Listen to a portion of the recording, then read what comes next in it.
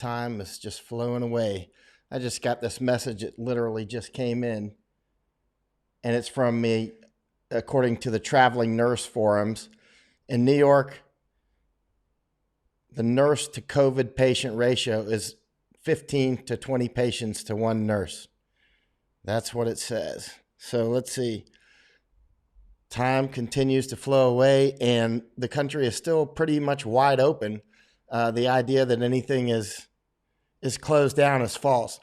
Let me make sure this is feeding out before I start up, and that's it.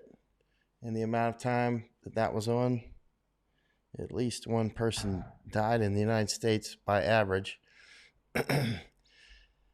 John Frank says, did you see that the Navy captain tested positive? Negative. I did not see that. Huh.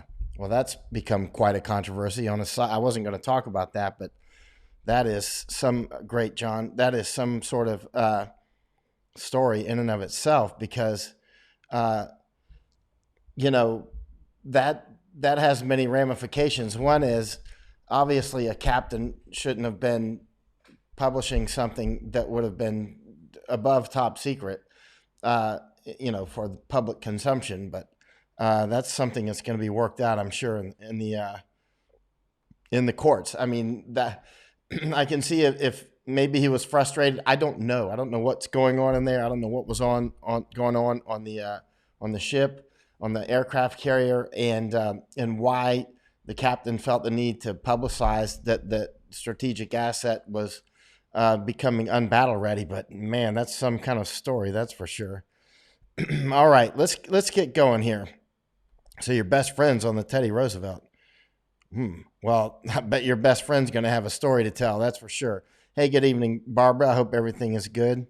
I certainly remember your Smid over in Afghanistan. He was a brave soldier. I went on many missions with him. Rest in peace. All right, John, it's simple. You can't break the chain of command. Yeah, that's pretty serious. All right, let's get started. Now, obviously, the United States hasn't shut down just yet, and I don't see any indication that it's going to. So we're kind of getting the worst of both worlds, actually. And one is the economy is obviously incredibly damaged, and any shutdown that is occurring is so halfway that it almost doesn't matter. Let's look at an example here. That's Flight Radar 24. These are flights over the United States right here. Let me see if you can see my icon when this is popping up. So that's flights over the United States right now. You can go to Flight Radar 24 and you'll see exactly what's on your screen. So, you've got people up here in the New York area, literally. Let me see if you can see my icon here. We got people literally up in the New York here. Turn that down. Yeah. Who are, well, you can't see my icon, but you know where New York is. So you can see up there in the upper right, which is New York. I'm looking at another screen over here. And they're flying down to Florida on the lower right. I mean, because many New Yorkers, and they're flying everywhere. They're probably going to Los Angeles and Colorado and Alaska and everything else. But many New Yorkers especially have homes in, for instance, or condos in Miami or Fort Lauderdale, and that whole Atlantic coast of Florida has a lot of New Yorkers there. And so, I mean, they're Americans. They have a right to go where they want in America. But we're in something that is very severe.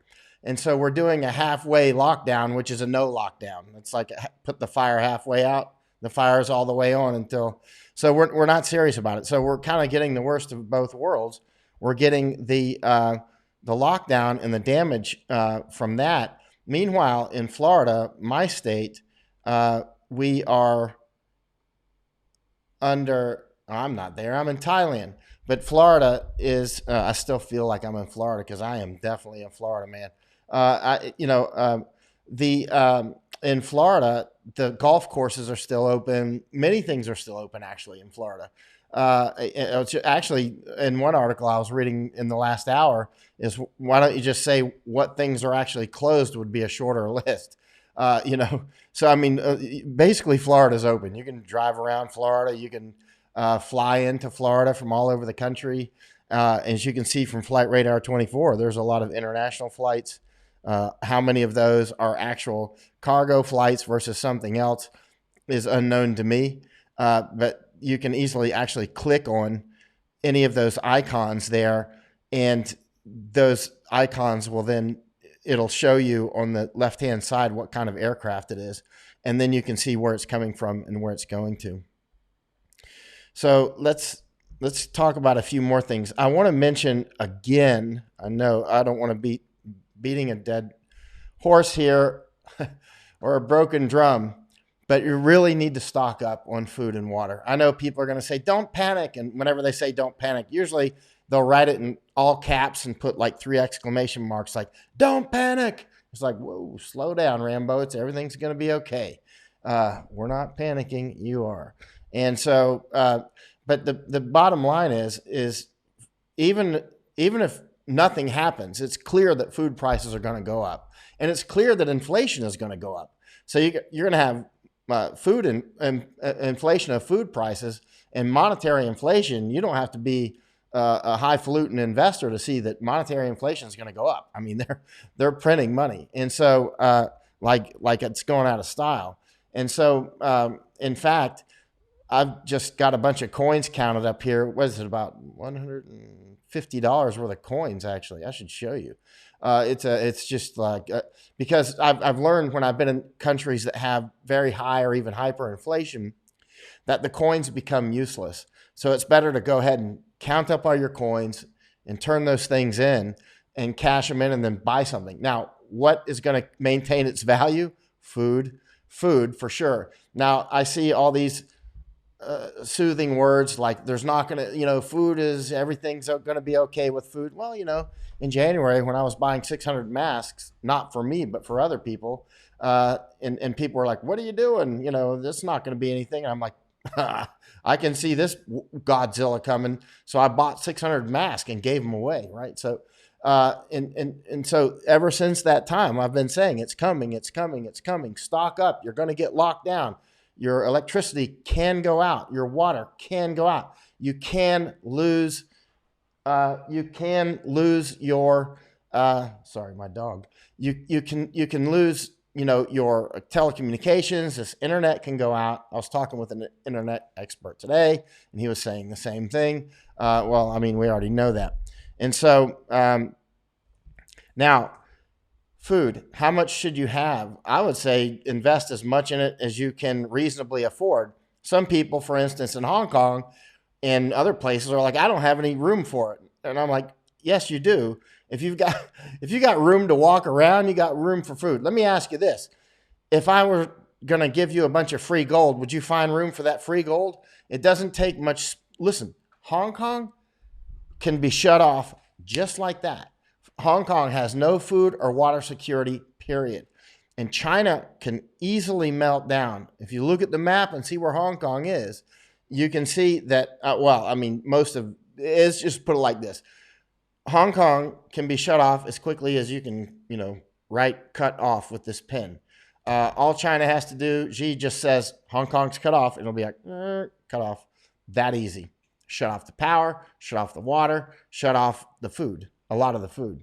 And so I have a sip of water myself. Alan, I need to shave, man. Come on. All right. Alan's not giving me any slack. All right. I do need to shave. I am going to shave. By the way, I bought a really nice electric razor. It's on the way from America, so that the economy. Thank you to my supporters, by the way. I'm getting a very nice razor so that I don't have to go to the barber anymore either, and get a nice shaved, perfectly shiny head, and I never have to go to the barber again. Imagine how this is changing lives, by the way, to go off on a tangent for a moment.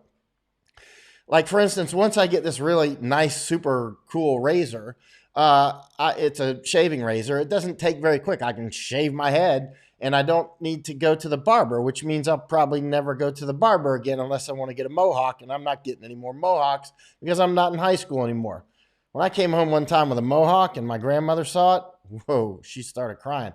She didn't realize I just made the football team. Anyway, so just think though, for the rest of my life, I'll probably never get a haircut at a barber again. There's a good chance because I'll just use that electric razor. So it's little things like that. Now add that up times a billion, for everybody, and it's going to be a lot of weird, significant changes. And so, right now, Barbara's saying, "Why not cash?" If you're talking about me saying, "Why not keep cash?" I mean, I think it's a good idea, quite frankly. But food is one thing that you can definitely cash out on food. I'm not saying you shouldn't keep other things.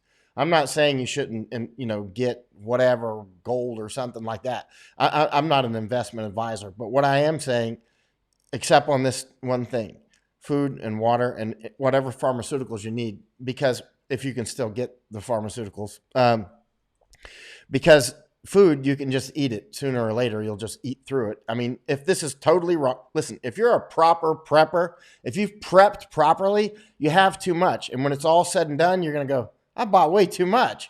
That means you did the right thing. That means you're like, because you should have way more than you think that you should need, because you know how this goes. You're like, okay, let me calculate. Okay, the government said this. Well, they've been wrong about this, and this. Okay, let's do the math here. Well, this isn't going to be finished by May. There's no way it's going to be finished by May. That doesn't even make sense. June, no, that doesn't make sense. July, that doesn't make sense, because this is going to be rippling across America, right? It's not just happening in New York and then it's finished. And keep in mind, when it peaks, that doesn't mean it's over. That means it's peaked. If you've studied math much, you know what I'm talking about. The area under the graph is still adding up, right? If you know what I'm saying. But anyway, in other words, casualties are still adding up. Economic damage still is occurring. Now, I mean, we are effectively letting it burn through, actually, while damaging the economy by doing kind of a semi-shutdown. So we're kind of getting the worst of both worlds, is the way it looks to me. Maybe I'm wrong, but I would say, let me defer to the experts. But the experts, like the witch doctor, Dr. Jerome Adams, the Surgeon General of the United States, he's simply a witch doctor. The only thing he's missing is a bone through his nose. Seriously, Jerome Adams, if he had a bone through his nose, he would be complete, because he's a witch doctor. He's out here saying that, the masks don't work for such a long period of time. And now, to backstep on it, they're finally going, well, maybe you should make your homemade mask. And all. Hello, I was saying that back in January. I was like, the Surgeon General. And so they're like finding all these technical ways to clean, to sanitize masks. And I was like, okay, I'll just say what I've been saying to my friends privately. Put it in the sun. Put it in the sun and turn it upside down and put it in the sun, and then turn it the other way. Both ways, get it in the sun. The sun kills all that stuff. If you don't have any sun, then you can do something else, but don't put it in the microwave. But, this is like, we're in a war. We don't have time to do 8 studies and do a meta study and do a peer review. Just put the thing in the sun. Or something like that. You got people inventing all these contraptions to sanitize masks, which could be important if you're in a giant hospital. But if you're like me, you just take it and put it in the sun. That's what I do every day. Of course, I don't go out every day. But today I had to go out again to the veterinarian because Barney, my dog, is still sick.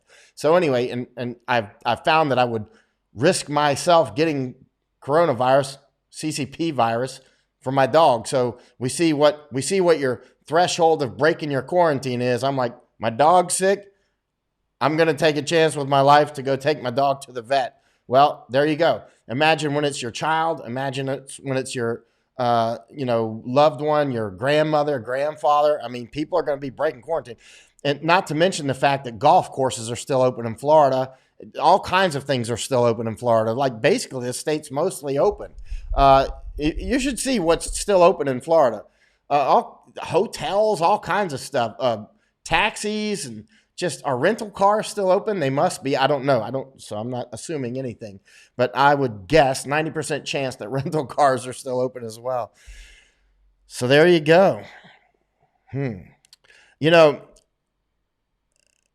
A lot of people clearly are having second thoughts at this moment on Second Amendment. And for non-Americans that are watching this is kind of a family discussion here between Americans. Although Brits and Germans love to chime in on this all the time, y'all can just shut up for a moment. on Second Amendment, which is our right to bear arms, it's clear that a lot of people are getting second thoughts about that who were wildly Second Amendment before, because now they realize that stuff that we have been saying for years, that what happens when the government collapses? And they're like, the government will never collapse. 911, the cops will always be there. We're like, I don't believe that. Matter of fact, I believe the time comes all the time when that doesn't happen. You know, like a hurricane or something, Katrina down in New Orleans, or something happens in Los Angeles or Detroit again or whatever. And, you know, and things just go hog wild. It just doesn't work that way. And so they're clearly getting some second thoughts on that. And one thing that I've noticed through life, everybody here has probably noticed it too, if you're old enough, if you're more than 15 years old, probably, is, you know, when you warn somebody about something, and then, you know, and they fight it and they fight it and they fight it. And then you warn maybe again, or maybe you just don't care and you just don't warn them, or maybe you warn them once and you say, okay, have a nice day, you know. But if you warn them and warn them and warn them and they fight about it, and then it comes to pass, the very mature people will go, oh, okay, I apologize, you were right. And then you don't say, I told you so, of course. Although sometimes, let's be honest, sometimes it feels good to say, I told you so. We're not supposed to do it, but come on. Do you always resist saying, I told you so? But anyway, I try to resist. It's bad. We were raised not to do that. But so you resist saying, I told you so, but you're just thinking it. And because, you know, we're not that mature. And there's another, and some will say, wow, you know, and they'll actually admit to it. Others will just be quiet. And then others will actually hate you for it. I mean, that's the one end, the far end of the spectrum will actually hate that you warned them and then turned out to be right. They will actually double down on their hate, you know, like Second Amendment, anti-Second Amendment people now. I'm sure quite a lot of them will have now a second thought and go, you know, I need to rework that. Like, for instance, I'm fundamentally against the death penalty, but it seems like every day somebody does something and I'm like, well, that guy deserves the death penalty. You know what I mean? Even though, I don't know, it seems wrong, but let's face it, in the practical world. Anyway, so when it comes to guns, you can see some people are getting second thoughts about it and welcome them in. And then others, I think they're going to go the opposite direction. They're going to double down cult-like, because there's an anti-Second Amendment cult. And as I've talked about cults before, often once they've been proven wrong, they'll double down. I'm going to answer as many questions as possible. See, look at Daniel. You're doing the bad boy thing, Daniel. You're like, I told you so. I told you so. Look at you. And, but I, you know, sometimes I'm like, and then I have to hold it. You know what I mean? You really want to say it. And then you're like, no. My grandmother taught me, don't say I told you so. Because every time you do that, you get punched in the face and they don't like you.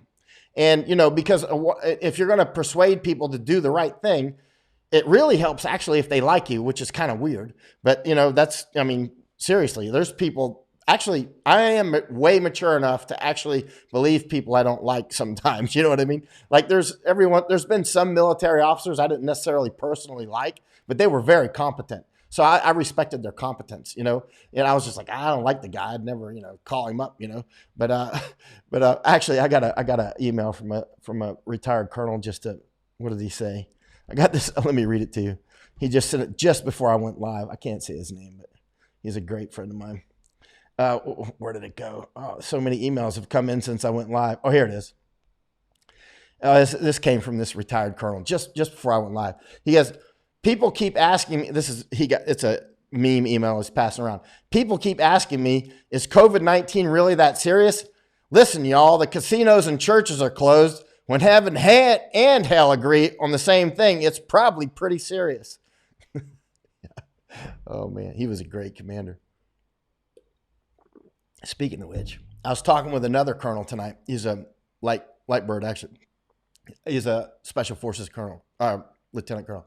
We talk all the time. And we were talking tonight, and we were talking about this. And we were talking about cognitive dissonance on preparations, for instance, because I was saying, I'm having a hard time persuading, and my friend that I was talking with, the special forces officer, I was asking him for some advice. I'm like, I was doing it in my subtle way. I didn't like, hey, I'm asking you for advice, but sometimes I'll call them up and do that actually. But I was just like, I said it in a different way, but I'm having a problem. I'm having a problem persuading some people that they need to stock up. They think I'm trying to incite panic or something. I'm like, why would I do that? I'm not selling groceries. I'm not like putting a link to Amazon here, buy these grits. If I were going to say buy grits, I'd say send them to me, but I'm not, it's just like, listen, I don't make money off of you having groceries. You know what I'm saying? So, and he's like, well, it's the cognitive dissonance thing.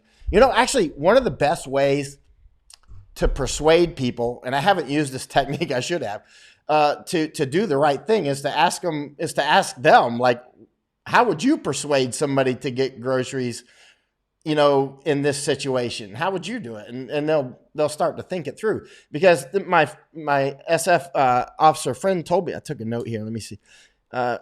He told me, what cognitive dissonance is we tend to go towards information that affirms what we already believe, right? And we'll push out information that we don't believe. And who can be really bad about this is actually a lot of special operations guys. They can get really into a cognitive dissonance bubble. Not some do and some don't, but I mean, it can be pretty serious, right? And try to stay in that group think, right? And you would think they're all individual thinkers, but they kind of are when they're not with that special forces team. But when they get with that team, they become a pack animal, which is very effective for combat. But it's also very effective for making you all make a mistake altogether, right? But on the cognitive dissonance thing, one of the ways if you can't mount an argument against yourself, against your own argument, that's a clear sign that you are involved in, we are all subject to cognitive dissonance, including me, of course. You have to guard against it. And it's a daily thing. You have to guard against it every single day. And with the cognitive dissonance on for instance, being in denial that this is a real emergency like none of us have ever seen in our life. Well, you might have seen worse if you were trapped in a burning car, of course. But I mean, we haven't seen it this large on a global scale, even World War II. This is clearly larger than World War II. This is clearly larger than that not just the virus. That's just a catalyst, but the whole big picture, if you're paying attention to it. But the main thing is like, how would you argue against yourself, which is basic lawyer training, right? Like, how would I counter argue myself? But let's look at the food supplies. One is, it's clear that food prices are going to go up, right? It's clear that monetary inflation is going to go up. I think most people would agree with that if they're paying attention to the battlefield here. And what are the arguments against getting food? If you know that or you strongly think food prices are going to go up, and you strongly think also monetary inflation is going to go up. So next year, food prices might be, I don't know, let's throw a number out there, random, double what they are now. It would have been really good to have a lot of food stored up, right? And now, keep in mind, some people might counter argue, which I've done in my head. What about your hoarding? Well, everybody's telling us that we don't have a short supply right now. Supplies are still wide open, but I'm watching the global picture here 7 days a week. You can probably see dark circles under my eyes. I should get more sleep because, everybody knows that you have to guard your sleep, but it's just too many phone calls that I can't schedule properly because everybody's on different time zones.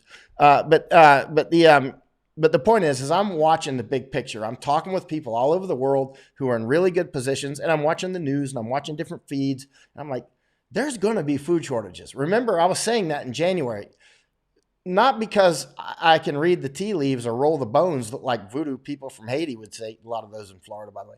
And they'll roll the chicken bones and like that's how they can foretell the future, they think, right? But it's just that all large pandemics bring famines, and they bring wars, right? Pandemics bring famines, and they bring wars, and wars often bring pandemics and famines. And any one of these parts of the triangle can make the other two, right? Wars can make breeding grounds for pandemics and famines can do the wars and the pandemics, and pandemics can cause both. I mean, this is a really, this is not just a triangle. There's all kinds of other angles going on here. It's 1,000 dimensions. So, yeah.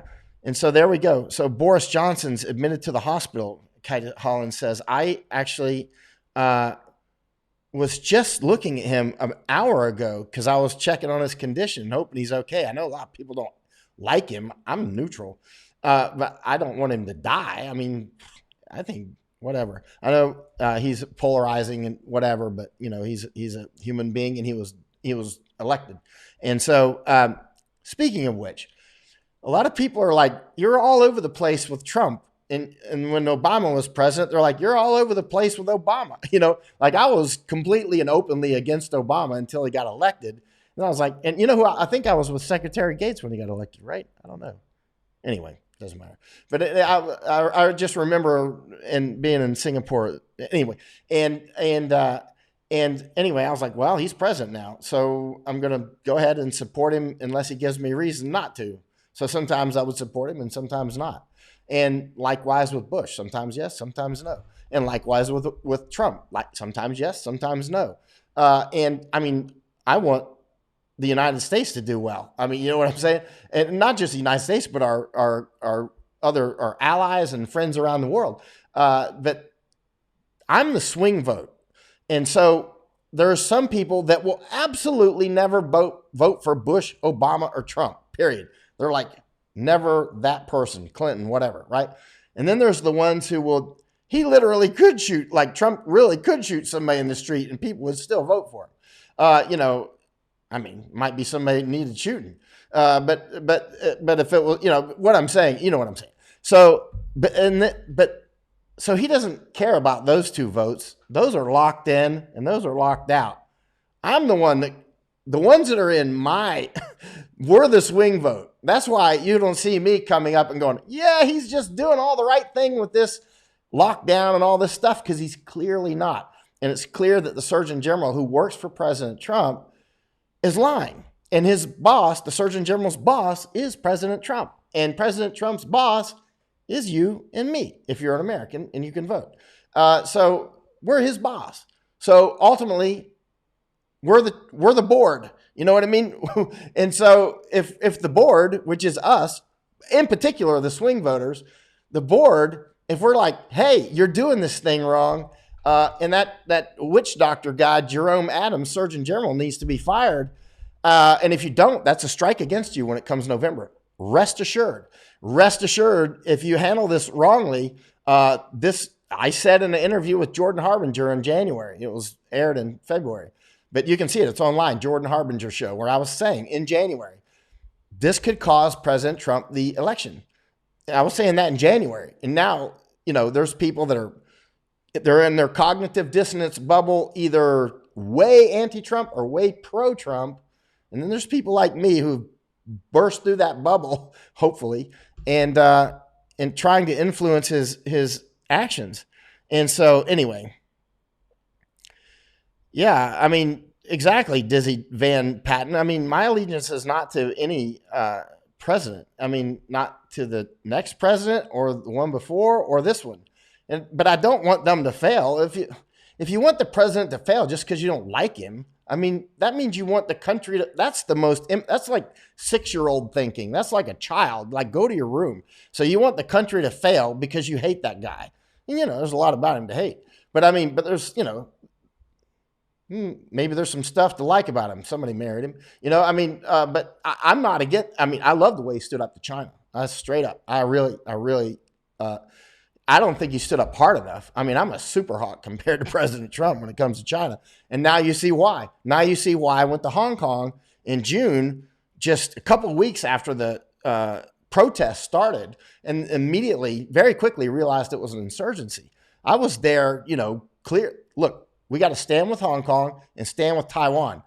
Right now, we got to keep our country together as well. I mean, we got a lot on the plate. I'm actually quite concerned about Hong Kong, actually. I'm very concerned that Hong Kong can be cut off for food. It's actually causing me to lose some sleep, to be honest. What are we going to do if 7 million people don't have any food? Or if actually China invades? This is a serious situation. Or Taiwan. And especially during this weakened state that we're in.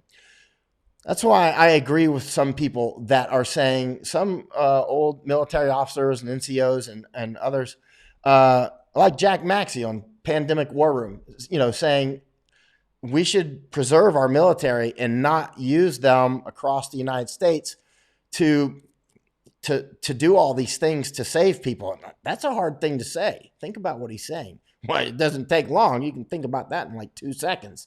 I mean, he's saying, don't send the Army to help except for, limited amounts. Don't send the Navy and the Air Force and the Coast Guard.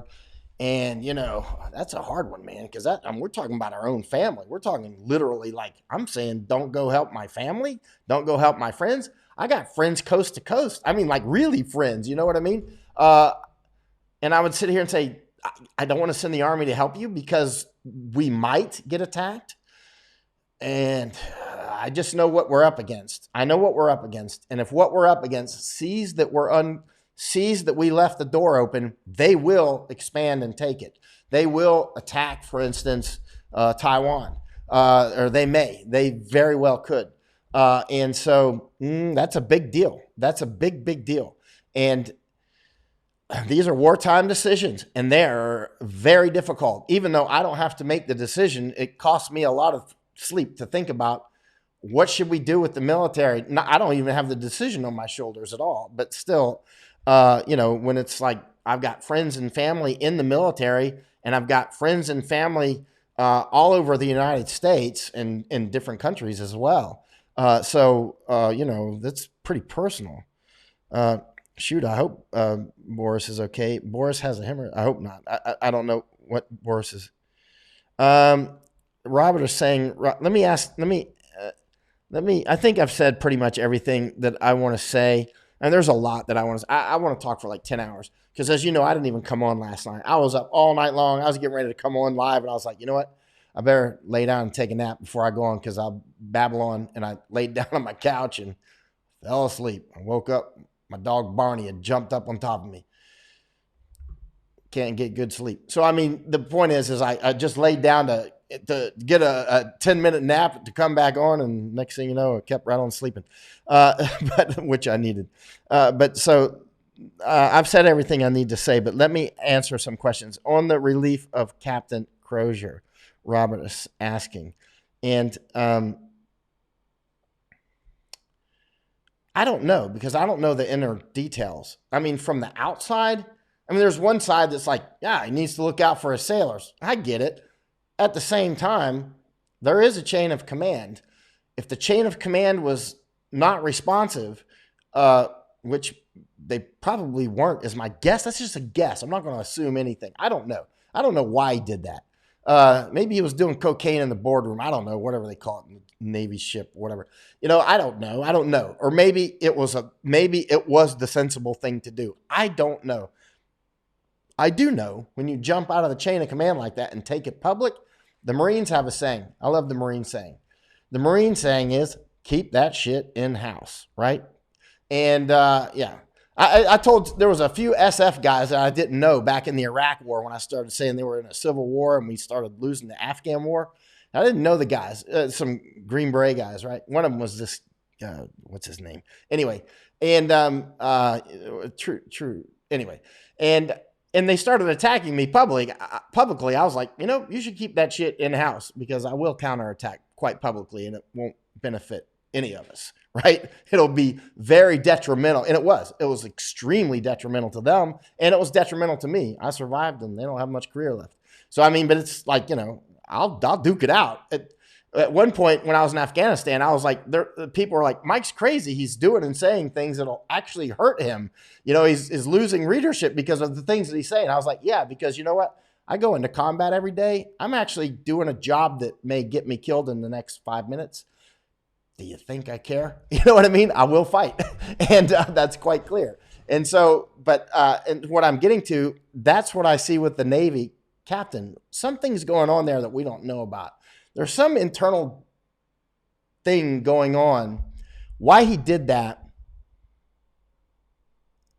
there's something we don't know about, and it's something big. I don't know. I don't know. But the fact is, that was a top secret piece of information. obviously, that one of our key national assets, an aircraft carrier, a nuclear aircraft carrier with all kinds of, that's one of our key national assets, is not. It's also an indicator of the morale, right? But that, and it doesn't take a big brain to think, wow, the other aircraft carriers and destroyers and everything else are, almost certainly in the same position, which is something I was saying in January. This is going to get our Navy. This is going to get on our Navy. And we have to really guard all of our ships and whatnot. And I was talking with somebody the other day, and she was like, and we were of the same opinion. And her family's more like military and intelligence types. But, we were talking about that, and she's like, they went to Vietnam, and what did it take for a Chinese agent to come and give a few of our sailors the COVID, right? Or, CCP virus, right? And I'm saying nothing really. I mean, you don't have, or it could have just been, random mixing. Who knows? Let me see. Let me try to, I just spearfishing a question here. I'm not skipping any. I just spearfished this one. Hey, Kelly, I didn't even read it before. I just clicked it. Michael, so it could be something crazy. Let's see what Kelly Renee says. Michael, do you think that this is all actually a response from the CCP to Trump's policies with respect to trade? And what are your thoughts on Bill Gates, the UN, World Health Organization, and climate change agenda, and how it fits into this? That's a big question. That's a multi-part question. Let me take a stab at it. Now, I got a conspiracy mind as well. I mean, I try to keep a tap on it, but it's not really conspiratorial, but, wargaming it. And it is quite possible, of course, this was a bioweapon. I'm not saying it was. I don't have any evidence. I don't know. That's quite possible. And it's quite possible this was a biological attack on the United States. It's very possible. Because we know China is willing to lose huge numbers of its own people for, a little bit of ground. And it might even benefit them to lose huge numbers of their people. They might have said, well, hey, we could shed 100 million people and it wouldn't be that bad as long as we can keep our power base straight, right? I don't know. It's an easy war game, and a lot of people can see from their different perches based on their own knowledge or conspiratorial minds. It could easily be, or post facto weaponized. In other words, like I see Chinese do this all the time with information war. Keeping in mind, I've written 3 books on Chinese information war. That's my 3rd book. It's in Japanese. Came out about a month ago. You can get it on Amazon.com if you speak Japanese, because it's not in English. And that's me when I was more handsome in Iraq, without my ballistic glasses on, because we were not in combat. We were getting ready, though. You can see I got my body armor on. We went on a mission then.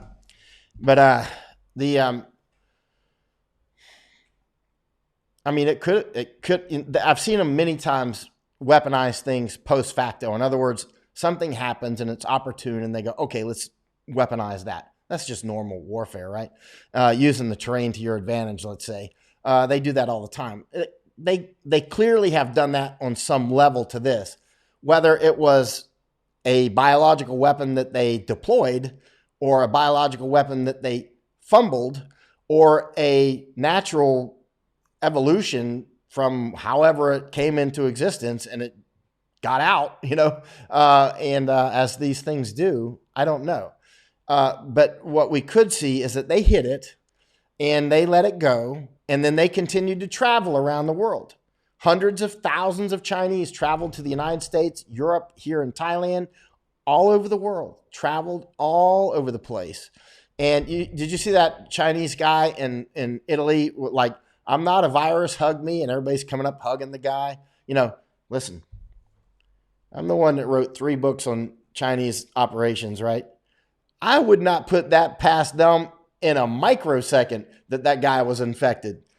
The guy, look on YouTube, the guy that's, I'm not a virus, hug me. I wouldn't put that down in a microsecond that guy was actually a carrier of the disease. He may have already had it and just had it all over him. You know what I mean? To give it to everybody that's dumb enough to come up and go, yeah, you're not a virus. You're an information war deploying a bioweapon. You know what I mean? You're like doing two things at once: information war, getting you a good hug, and killing you with a bioweapon. Who knows? I don't know. I mean, we can all come up with these war games things. Now, when it comes to the other parts of your question on Bill Gates, I don't hate him as much as everybody, but now every time I brought him up on my page, so many people hate him. I've started asking some of my friends, why do people hate Bill Gates so much? Because I've been off doing other things for years while this hate built up, and I've got an earful. So anyway, but when Bill Gates comes up and talks about, the evolution, not evolution, but, pandemics, and a lot of people go, wow, why did he do that TED Talks in 2015, which I've watched several times. Now, keeping in mind, that's nothing new. Like, a lot of people are like, why did he do that? Because people have been talking about pandemics for years and years and years. I knew about this stuff when I was a kid. I read books about it when I was a teenager. And then, and in the Army, you learn like the WMD or what, chemicals, nuclear and biological, right? And the worst is clearly biological. Biological is how you can basically wipe out the human species, really. This is nothing new. And there will be more pandemics in the future, and they might be a lot worse than this one. So the good thing is everybody's learning now. But, if it happens so much later, let's say it's 40, 50 years from now, and your grandkids are coming up and everything, and your grandkids will be like, why is grandmother and grandfather insisted on having 100 of these N95 masks and all these nitrile gloves all over the place, And you'll be like, you don't know, son. You need to keep this, and you need to keep 4 months of supply, like that guy said on his podcast, what was that guy's name? And so,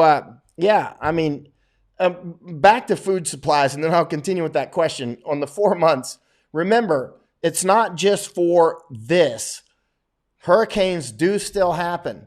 Earthquakes, tornadoes through Tennessee, all this stuff still happens in the midst of this, and food supplies get interrupted. Imagine now you got a category 5 hurricane knocks Florida right in the teeth this year, or South Carolina, North Carolina, all the way up that coast, Texas, Louisiana, Alabama, all the states over there, right? Everybody can get smashed. Puerto Rico again. I mean, who's going to come help when they're losing? Right now we're still on the front end of the pandemic. We're not even close. We're not even close to the real kickoff yet. Not even close. This is just ravaging through New York at this point and a few other places. It's not real, and it's not even peaked there. And wait till it's doing the same thing in Houston, Los Angeles, Detroit, Chicago, Minneapolis, Kansas City, both of them. Wait till it's hitting Miami, Orlando, Winter Haven, where I'm from. There's already cases in my hometown. I was checking today. There's already cases in my little hometown. And so, I'm quite concerned. I got family and friends there. And so on the global warming thing, here's my thoughts on the global warming. That's a side topic. We should probably say it for another day, but there might actually be global warming that's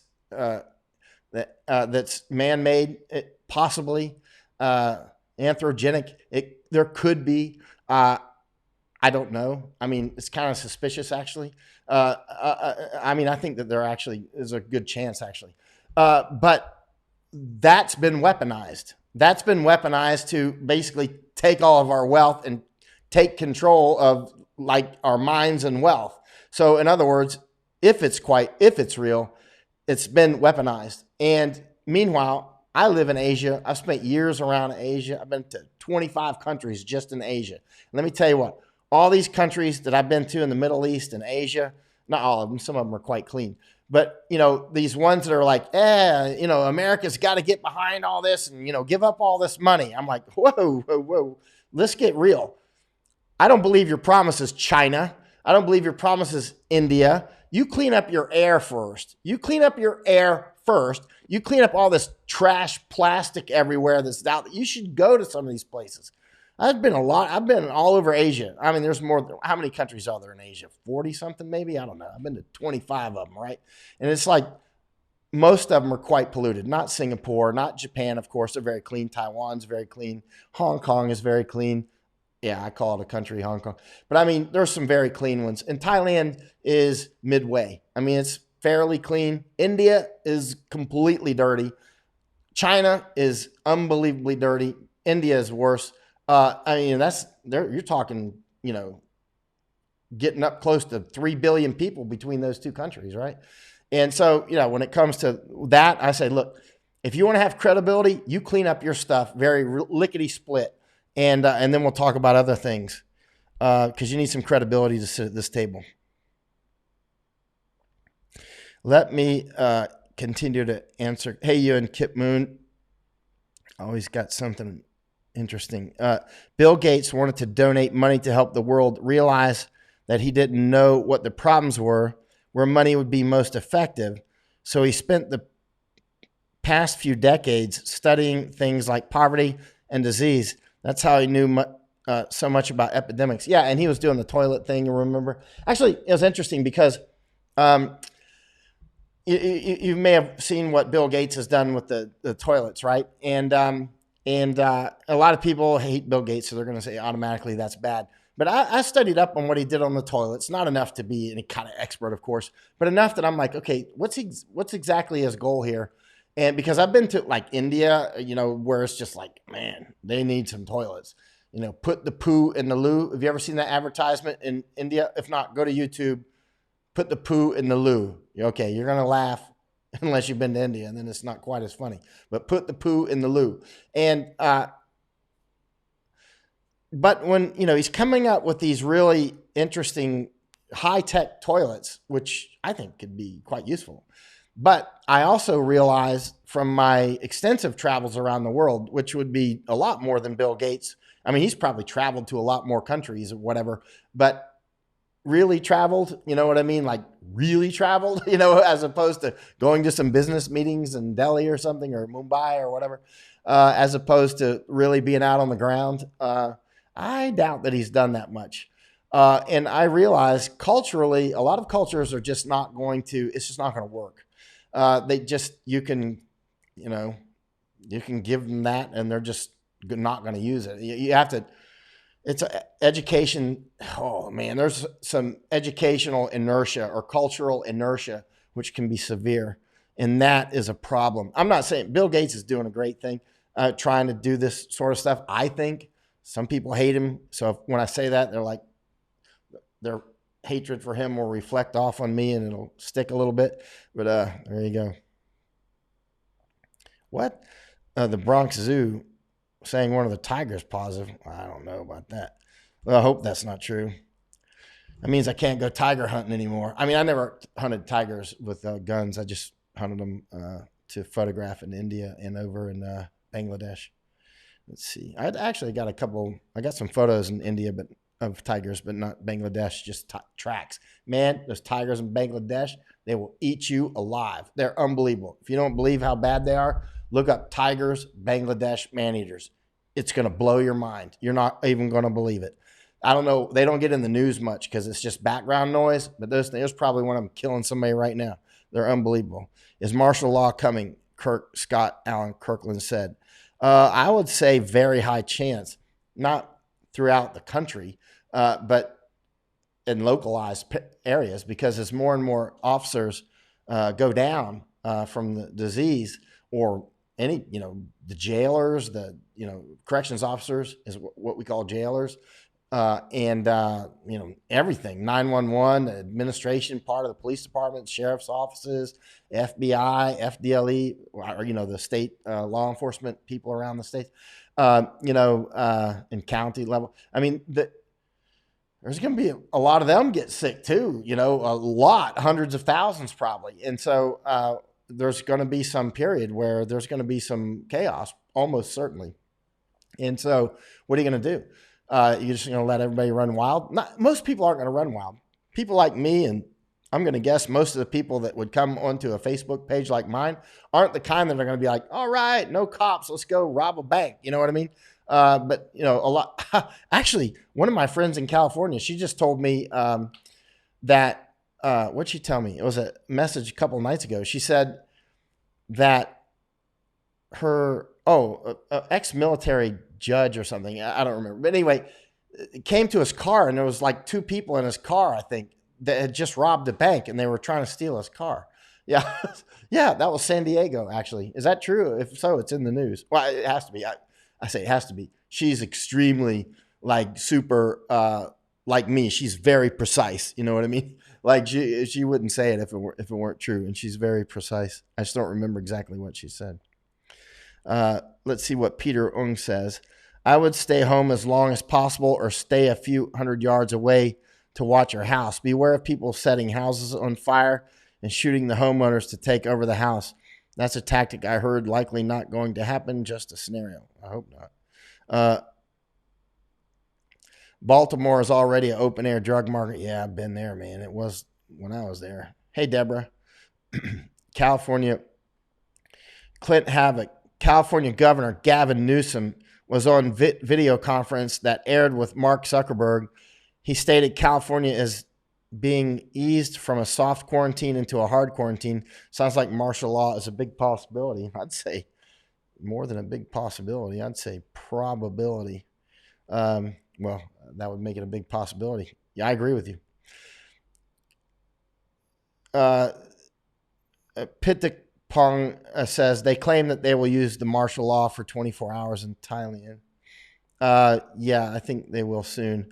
I'm not worried about the Thai army on martial law because I've seen the Thai army in 2010 and 2014 in real action, you know, and they're highly disciplined. I'm not worried about them. I'm not worried about the Thai army doing crazy stuff. They got good officers. Their soldiers are highly disciplined. I wouldn't mind seeing them on the streets, quite frankly. In 2014, I was actually happy to finally see them come out during that very dangerous time. Joseph Ashley, do I think the pandemic will affect the November election? Oh, 100%. I mean, will it affect it and cause Trump to win or lose the election? I mean, it's going to affect it. There's a lot of voters dying right now, and a lot of those have been going to churches, which is a lot of those vote for Trump and a lot don't. I don't know. I mean, how it's going to pan out, but in a January interview on the Jordan Harbinger show, which aired in February, I said right back then in January that you can find it online, Jordan Harbinger show, and either watch the interview or listen to it or read the transcript. You know, just actually search for Trump, keyword Trump, and you'll see what I said, that this could cost Trump the election. I was saying that in January. Now I see it stronger than ever. You know, back then when I was saying stuff like that, people were like, I don't see how that could happen. I was like, well, I do. I see it. Yeah, I see it. If this pandemic is what I think it is, and it is now what I thought it might be, oh yeah, that could definitely cost him the election. See, but he's running up against Joe Biden. And, you know, Joe Biden, let's face it, he thinks he's running for Senate. But if Trump were running up against somebody that's competent, I would say, and who is not so widely mistrusted like Hillary Clinton was, I'd say they got a fair chance. Not to Biden. And that would be hard for Biden to beat him. You never know. I mean, you know, the world, one thing, you know what trial lawyers always tell you? They're always like, you don't know. I mean, they think they got this slam dunk case or whatever. The election people say the same thing. Think you got this slam dunk election, and then asteroid comes in at the last minute, right? You know, and you know, whatever. You never know until the last minute. You know, Trump or somebody else could get this disease, although he's got a bubble around him now, not a plastic bubble, but Secret Service screening people and that sort of thing. But, you know, actually it would be easy to do an assassination attempt on him, of course. Even if they're doing antibody tests on people and that sort of thing, if they let somebody close to him that really doesn't want him around, they could, you know, I'm sure they could deliver the virus somehow. You know, it's very serious, especially with his age. It's not what I want to happen, of course, but I mean, I don't hate Trump. I don't really like him. I never have. But you know, there's never Trumpers and always Trumpers, and I'm like, If you give me the choice between Biden and Trump, I'm going to take Trump for sure. Biden, he'll freaking wake up one day and launch nuclear weapons or something just randomly at, I don't know, France. You know what I mean? He doesn't even know where he's at. And then, that other guy, Bernie Sanders, I mean, I'll never vote for a communist. I know people say he's not a communist, whatever. All right. Hey, Hugh. Hey, Mike, you think this was a deliberate move by Chi-Coms using weaponized virus to get payback against the United States and other countries for finally standing up against China? It's very possible. I mean, that's a lot of people, I mean, if they felt like they were backed into a corner and it's an existential threat, what's happening with Taiwan and what's happening in Hong Kong and economic issues with the tariffs and everything else, which are destabilizing them, of course. I mean, means and motive, right? What are the cops? I have a lot of cop friends, investigators. I'm always like, I bug them like crazy too. I'm like, all right, tell me, like, how do you investigate stuff? You know what I mean? And they're always, what? First, means and motive. You know what I mean? Do they have a motive to do it, right? Do they have the means to do it? Because if one of those things are missing, then probably not your guy. You know what I mean? But China has definitely had means and motive. That doesn't mean that they did it, of course. Doesn't mean that at all. But they had a lot of motive, and of course, they've got huge means. They've got brilliant scientists, and they've got all sorts of capability and will to do things. Of course, if they feel like they're getting backed into a corner, like they say in that PLA colonel, the People's Liberation Army colonel, what's his name? He says in the book Unrestricted Warfare, which you should read, Unrestricted Warfare. I got it right here. I would hold it up, but it's on my iPad. But Unrestricted Warfare. Be careful once you get the whatever they call it into the basically get them into a corner and get them and then they'll do and they were talking about us, the United States. Very specifically, once you get us backed into the corner, we'll be unpredictable and we could do anything. It could be extremely dangerous. And that is absolutely true. We can be fantastically dangerous if we get backed into a corner, like ultimately dangerous. And likewise with China. China's the same way. They get backed into a corner, they can be incredibly dangerous and they could have felt backed into the corner. Keep in mind, there's a difference between China being, PRC, People's Republic of China, being backed into a corner versus CCP, which is the Chinese Communist Party, which is running China. Because we don't have anything, we're not against Chinese people. They're fine. But the CCP is not fine. Imagine the United States had a choice between the Nazi Party and the Communist Party. You know what I'm saying? And, well, the Nazis won. Chi-Nazis, as Hong Kongers call them. And so they wiped out the communists, right? Because, Nazis and communists hate each other. And by the way, Nazis are left-wing. I know I shouldn't have said that because that'll get on a side topic, whatever. Anyway, but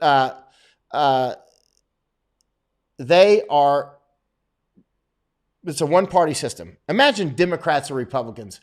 Imagine Democrats or Republicans get complete control of the United States, right? Like control of the military. So they got the Navy, the Army, the Air Force, the Marines. They got the Coast Guard, the FBI, the CIA, the NSA, the whole other 16 organizations, right? They got the whole intelligence apparatus, Department of Homeland Security, the whole works, right? Imagine they got that all. That's China. So China's got everything.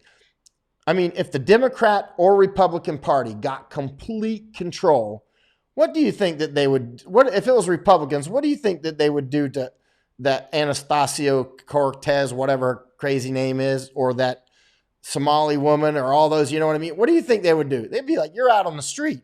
Likewise, if the other side won, dude, they would be hanging President Trump. They would literally hang him. You know what I'm saying? It would be like purge, like Mussolini up on the light post. You know what I mean? It would.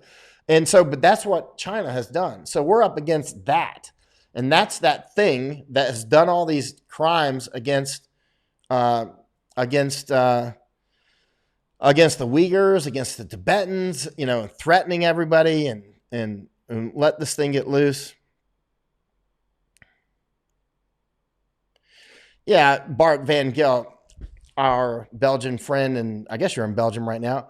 Nazis are left wing actually, but whenever you say that, it makes people blow their top because they haven't studied enough. They're like, everybody knows Nazis are right wing. You're like, no, actually no. Anyway, but whatever. And so they're actually very left wing. They're not right wing, but they'll say everybody knows they're right wing. It's like, well, okay, whatever. Have fun with that. Let's see, Stuart Roy, do you have any thoughts on the trip banning 3M from selling N95 masks to Canada while using product procured from USA? Oh, I don't know.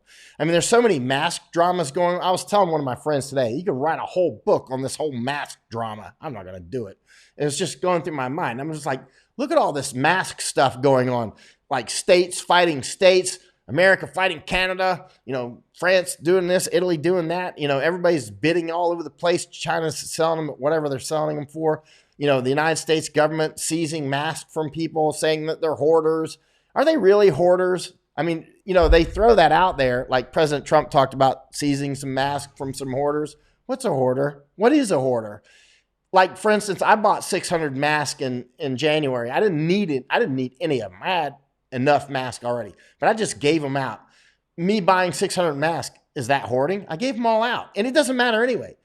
There was no shortage of masks in January. So, but let's say I bought 1 billion masks last July, right? 1 billion. Now let's say I got a stockpile of 1 billion masks in Oklahoma, right? So there I am in Tulsa, Oklahoma with 1 billion masks, and I bought them last year. Am I hoarding? What if I want to then sell those masks at $5 each when they used to be 85 cents each? And people would be like, that's price gouging. I'd be like, nope. I bought them back then. I'm speculating, right? It's like, this is where that whole argument about price gouging, we need to re-examine that. A lot of the economists, at first, it's an emotional, we're back to cognitive dissonance. There's this emotional repulsion to people that jack up the price during I'm from Florida, so hurricanes, right? Or any disaster, right? They jack up the milk price, jack up the gas price, jack up the toilet paper price, or whatever. So we got this, we don't like them, right? I mean, it's like, I don't like you. But the economists make a very sound argument if you can relax and listen to them.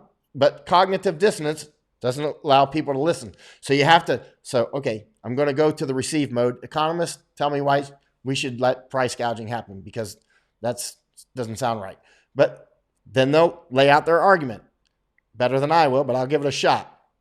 Okay, let's say toilet paper. They're at Sam's and they got these giant, how big the shopping carts are at Sam's. They're like the size of a car in most countries. Seriously, you can put a whole cow in one of those things. So they come out with these, I don't know, 50 rolls of toilet paper in this giant thing, buggy, which is more like you need a Costanega wagon, with a horse to drag it out. But it's the same price. So why don't, let Sam's just jack the price up? You know what I mean? Okay. Because then people will go, whoa, okay, how much toilet paper do I really need? So you'll reduce the demand just by jacking. We all know how it works. So you'll reduce how much toilet paper you use, right? And you'll reduce everything. Same with gasoline or everything else. When gasoline gets expensive, you stop, taking long trips and unnecessary trips, right?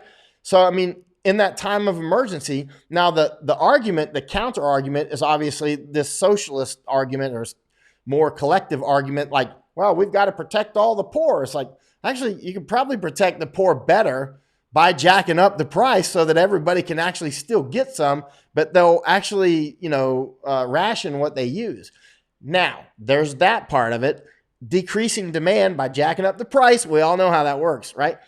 The other part is if you can get $5 for a mask and they cost you 50 cents, you'll be like, wow, I've got, 80,000 masks in, some other country, Peru. I'll fly them up to Florida. I can make $4 a mask more, fly them up to Florida, 80,000 masks. That's $400,000, right? Or 80,000, that's $32,000, right? I mean, you can, 320,000. I'm tired. $320,000. You could, you know what I'm saying? So you'll pull more mask in that normally you wouldn't have had, Because, and there's masks all over the world, surely, that you could get if you pay the price for them, right? Or that people will take a chance and get on their horse and drag them over the Himalaya to bring them to you, right? So, I mean, there's really sound arguments. Also, another sound argument, if you allow people to speculate, it's not hoarding if you buy it way in advance. It's speculating, right? Or in my case, it's just prepping, right? I bought it. So when you buy it way in advance, you're not stressing the system whatsoever. You're not the Koch brothers or the Hunt brothers. Who are those guys that cornered the silver, right? Who are those guys? Anyway, you're not trying to do something like that. You're just speculating. So you're like, hey, I'll have a warehouse built at my house in Florida, and it'll be a big warehouse, and I'll store in that warehouse. I'll store lots of masks. I'll store tarps for roofs. I'll store all kinds of emergency stuff, and I'm just speculating. I'll buy it cheap, and I'll try to sell it expensive. If you allow the prices to meet the market, then you'll have people all over the place stockpiling on their own because they know they can sell it later. That's just common sense, really. The economists make it, but it's emotionally, it makes us angry. Because you know why it makes us angry? Because we didn't prepare. If we prepared, we wouldn't be paying that price. We wouldn't be paying all that money for that toilet paper because you already had it. You already had it. So I don't have to go, if they can jack the price up 10 times right now, I'd be like, so what? I already got it. If you'd have got it in advance, it wouldn't be a problem. The Hunt brothers, that's right. So yeah. Listen.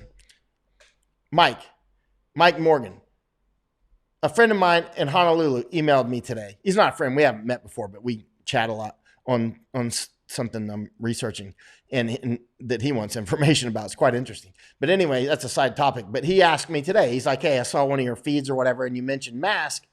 What was that mask you mentioned? And so I sent him a link. I looked on Amazon quickly, and I looked at the mask that I was recommending people get in January, which was the 3M mask. And the reason I actually went with those masks is because a lot of Hong Kongers were using them to get tear gassed, right? I had a military mask, right? That's why I had masks. I had N95s, and then because you don't want to walk around wearing your military mask. That looks kind of crazy. But but you could wear the N95 and not look crazy, especially not in Asia. And but he asked me, so I sent him a link today. That mask that used to be like $20 in January, $100. Look it up on Amazon right now. $100. $100 for a mask. And people go, whoa, that's price gouging. I say, well, is it? Is it really? Maybe that guy had to drive up to 20 miles and get it from his woodshed somewhere to sell it. You know what I mean? How do you know it's price gouging? And likewise, when we see people in a supermarket and they got like 8 carts filled with stuff, it's an assumption to think that that's even all for them. Maybe they got 10 people in their family. Maybe they got, maybe they're buying for the neighborhood. Maybe they're buying for the nursing home. They might be buying for a church that's handing all that stuff. Hey, listen, my Jewish friend, Al Johnson, talking to him on the phone tonight. Actually, I got to call him up before I go to bed. Oh, shoot. He's probably watching right now because I'm supposed to call him about 4 and it's 4:25. Sorry, Al. Anyway, so he's out handing out food to old people right now. That's what he's doing. Or must be finished by now. And I got to call Al. Anyway, so Al's out doing the Jew thing. He's handing out food to everybody. He's a good man. He's a 2-time combat veteran too. He was a military officer over in Iraq. And we worked together on a lot of stuff. So he's out. So what if Al's at the store and he's got 5 carts? That ain't for Al. He's been stocked. He's like me. He's a military guy. He doesn't need to go to the store. He's got everything he needs. You know what I mean? So if Al's out at Sam's and he's got a bunch of carts, he's getting it for all the old people. You know what I mean? That's the way Al rolls. So it's just an assumption to think that everybody that buys a lot of stuff is Barbara Summy, compare your price for N95 mask when you bought it in January. What are the prices for N95 masks now? Oh, N95, the ones that I bought were, how much were they? I got 600 of them. I have to look. Oh, they were already kind of expensive, actually, weren't they? I think they were like, $1.25 each or something. I mean, they were expensive. And I gave them out too. I didn't sell them. I gave them out. I paid for them to be shipped over, which cost hundreds of dollars too. Sorry, that came from donation money. I apologize, but I took your donation money and I bought masks with it and gave them out because I don't know. I just knew what was coming, and I really liked the Hong Kongers a lot. And, you know, I was like, well, this might save one life. Actually, one of the people I gave 40 masks to, she gave, I think, most of them to the Queen, what's it called? Queen Elizabeth Hospital or whatever. So donated to them, which is cool. I mean, but the bottom line is those masks made it out. They might have already saved a life out there. I don't know. Remember, this is important, really important.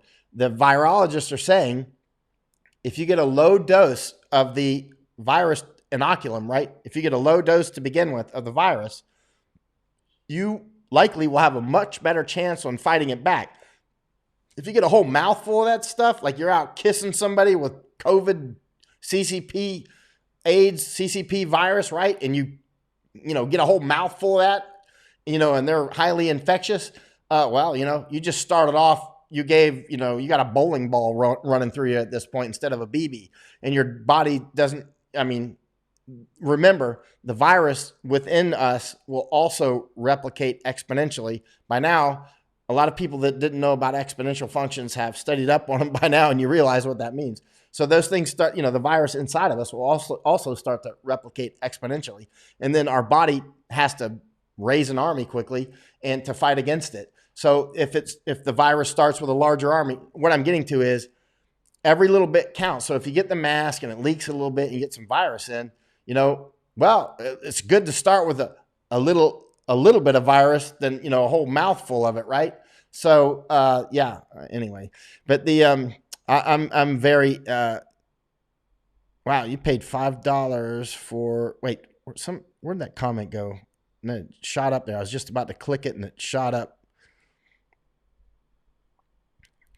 Romans wiped with coin-sized tiles. You must be talking about toilet paper. Speaking of coins, let me show you something. You remember I said the other day, count your coins out, or I said it tonight again. Count your coins out on this other table over here. If I could turn the camera around. Count your coins out and cash them in case there's hyperinflation. If you've got like 150 coins over here. And I got a bunch of those pogs too from Afghanistan or Iraq or wherever I got them from. That's those little paper coins that you use when the army's deployed or military's deployed in a war. They stop using actual coins and they use these paper coins. They're called pogs, right? I found some of those. So anyway, counted all those things out. It's a lot of coins. And you need to wear gloves when you count coins. You wouldn't believe how dirty those things are. Let me show you something. I'll be right back.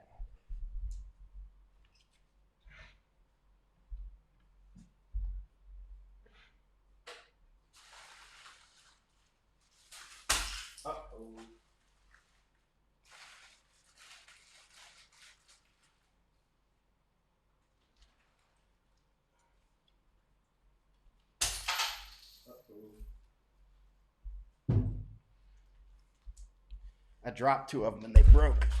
I'll have to put them back together. So I counted them out and had to put them in these bags to take them to the bank, right? And so that's $100 baht each, which is whatever that is, about $3. So that's about $3, and I had about 60. Oh, I touched my nose. That's about 60 of those. So turn those in and just buy food or something with them. But then I have this much left over that are coins from other countries, like not Thailand, like, I don't know, Hong Kong, and I don't know, how many countries is that? I didn't realize I had so much coins, man. I come home from all these countries, and you're like, oh, man, I didn't cash those coins in. Yeah, you end up at the airport with coins. Man, look at all that. I don't know what to do with it. You can't use all that. Can't take it to the bank. Anyway, whatever. I'm not going to fly back to Taiwan to turn in Taiwan coins. Guess I'll keep them. All right. Let's see. Nicola, I just shot to the bottom. Nicola Higgins, Snap, most shops marked and limit on customers, parks, etc. closed, but was sunny weekend on mainland UK and lots were out, not social distancing. I'm in Northern Ireland, but I think government will change and make it a law. Boris Johnson in the hospital. I hope he's okay. Slingshot bucket ammo. What are you, crazy, Barry? I'm not shooting money at rabbits. Plus, it makes bad. Actually, when I was a kid, I shot some pennies just to see how they work. At least you learn about aerodynamics a little bit. Yeah, man, those coins are dirty, but it doesn't matter because latex gloves. I have to show you some photos of those gloves. Daniel Carper says, "Sell me that jar. Add a donation." That's a lot of coins. I wonder how much is in there, man. That's a lot of money. I don't know how many countries that. That must be coins from, I don't know, 20, 30, 40 countries. I don't know. No idea. It's all money I've dragged home. Look, that one's got a hole in it. You can make something out of that. You can make fishing. You can make a fishing lure out of that one. You know how to make a fish hook out of a stick? I'll tell you sometime. I'm not going to tell you now because you get bored. But sell me that bucket of coins. Charities in UK take those foreign coins. I'm not going to be sending these all the way to the UK. That's okay. Oh, see, Dan Lower saying, I bought a 3M Series 7500 mask for $35 in February. See, and the prices were already going up in February. Because when I got them, they were more like $18 or $19 or something. They were like 20. They were about 18 or 19 or something. And actually, again, I already had some N95s myself, so I didn't. But I liked them because the Hong Kongers were wearing those in the fighting. And so I realized how good they were. So I had on my continuum, I had my military mask, and then I had these N95s, and then I saw what the Hong Kongers were wearing, and I just learned from the Hong Kongers. I was like, actually, I'll take Mama Bear. Mama Bear is that 3M 7500 series. You know, it's halfway in between. It's definitely better than N95. And it's not as good as the military mask, but you know, if you walk around looking like Darth Vader, that's a little bit too much. But if it let's see. Yeah, I am coming back to America, Ray Rodriguez. I didn't wash them. Just gloves. The healthcare professionals Tony's a doctor too. He's down in Bangkok. When healthcare professionals contract COVID, they frequently die of multi-organ failure, not just respiratory failure. I think that's because of the inoculum, right, Anthony? The initial dosage of the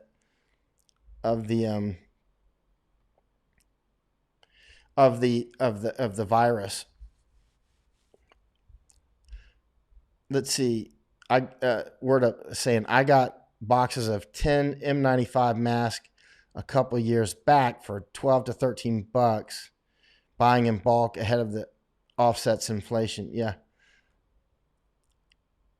But I'm definitely coming back to America, Ray. I'm not going to come back right now. I need to let this first wave roll over. For one thing, how are you going to get back? But secondly, I mean, I could get back. I could put my mind to it and I could do it. I could figure it out. But I mean, like, you know, actually, I was thinking about getting on a freighter. You know what I mean? Like working as a job on a freighter to get back if I have to, that sort of thing. You know, something out of the box.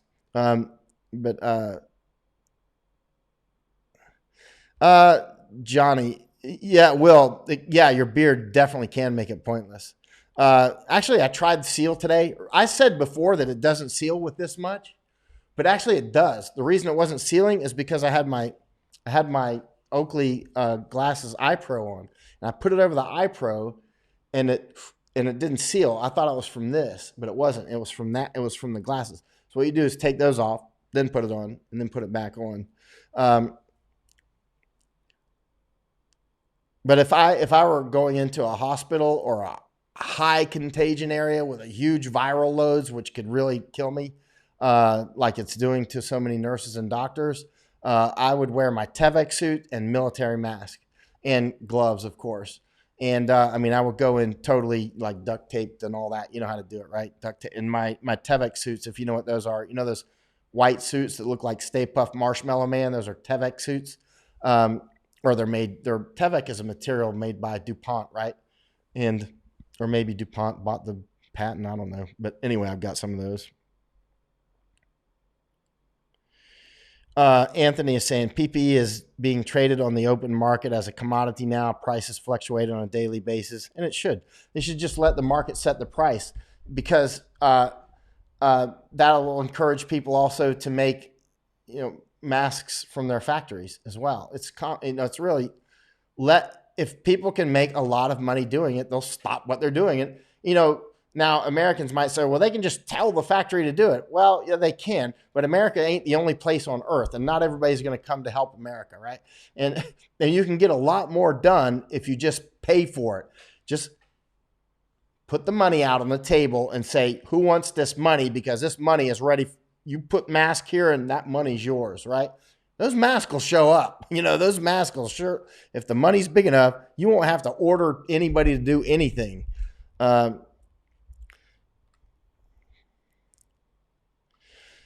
So the carrier, Mark is saying, you're at least the second person that said that. Carrier captain test positive for CCP virus. Let's see.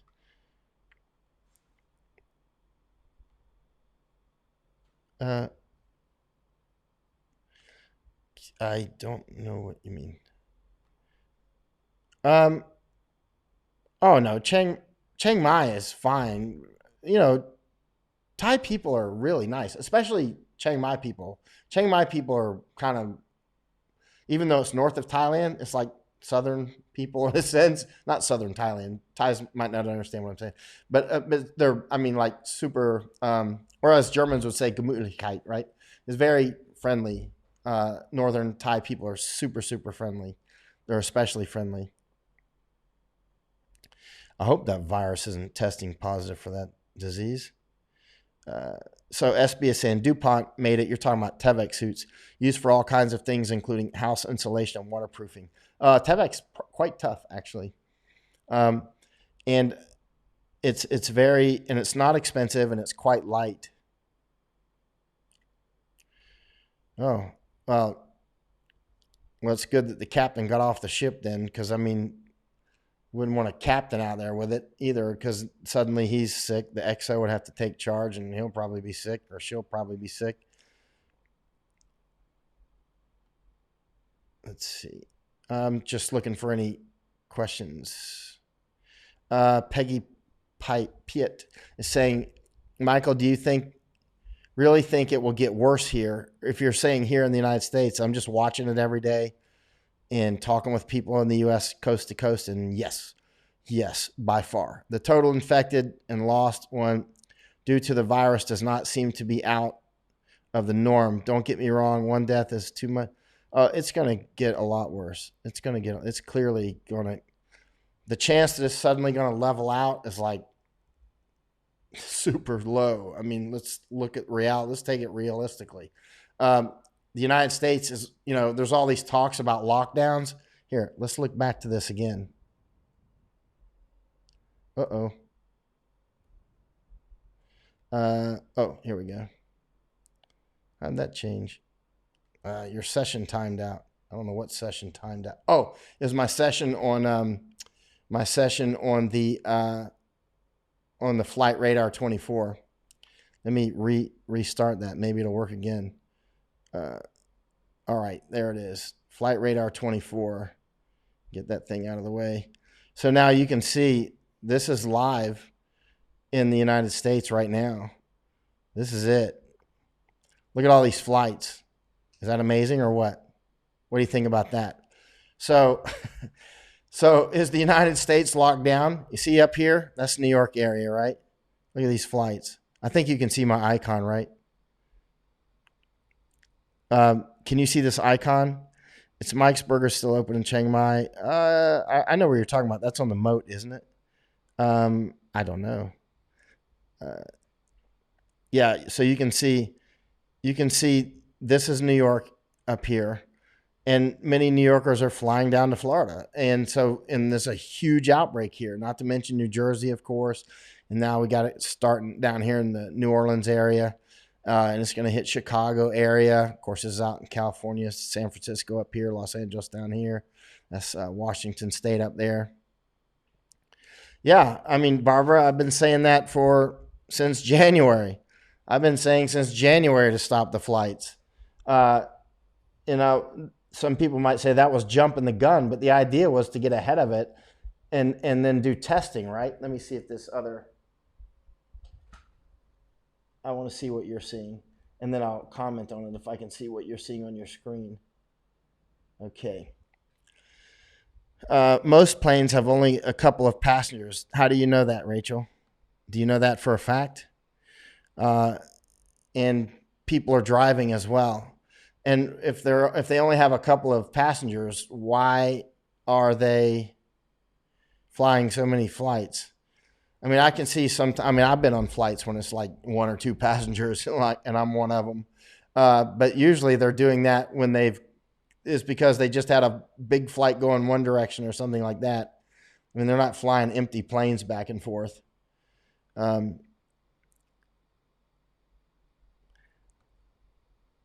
I think I don't know how they work. All right.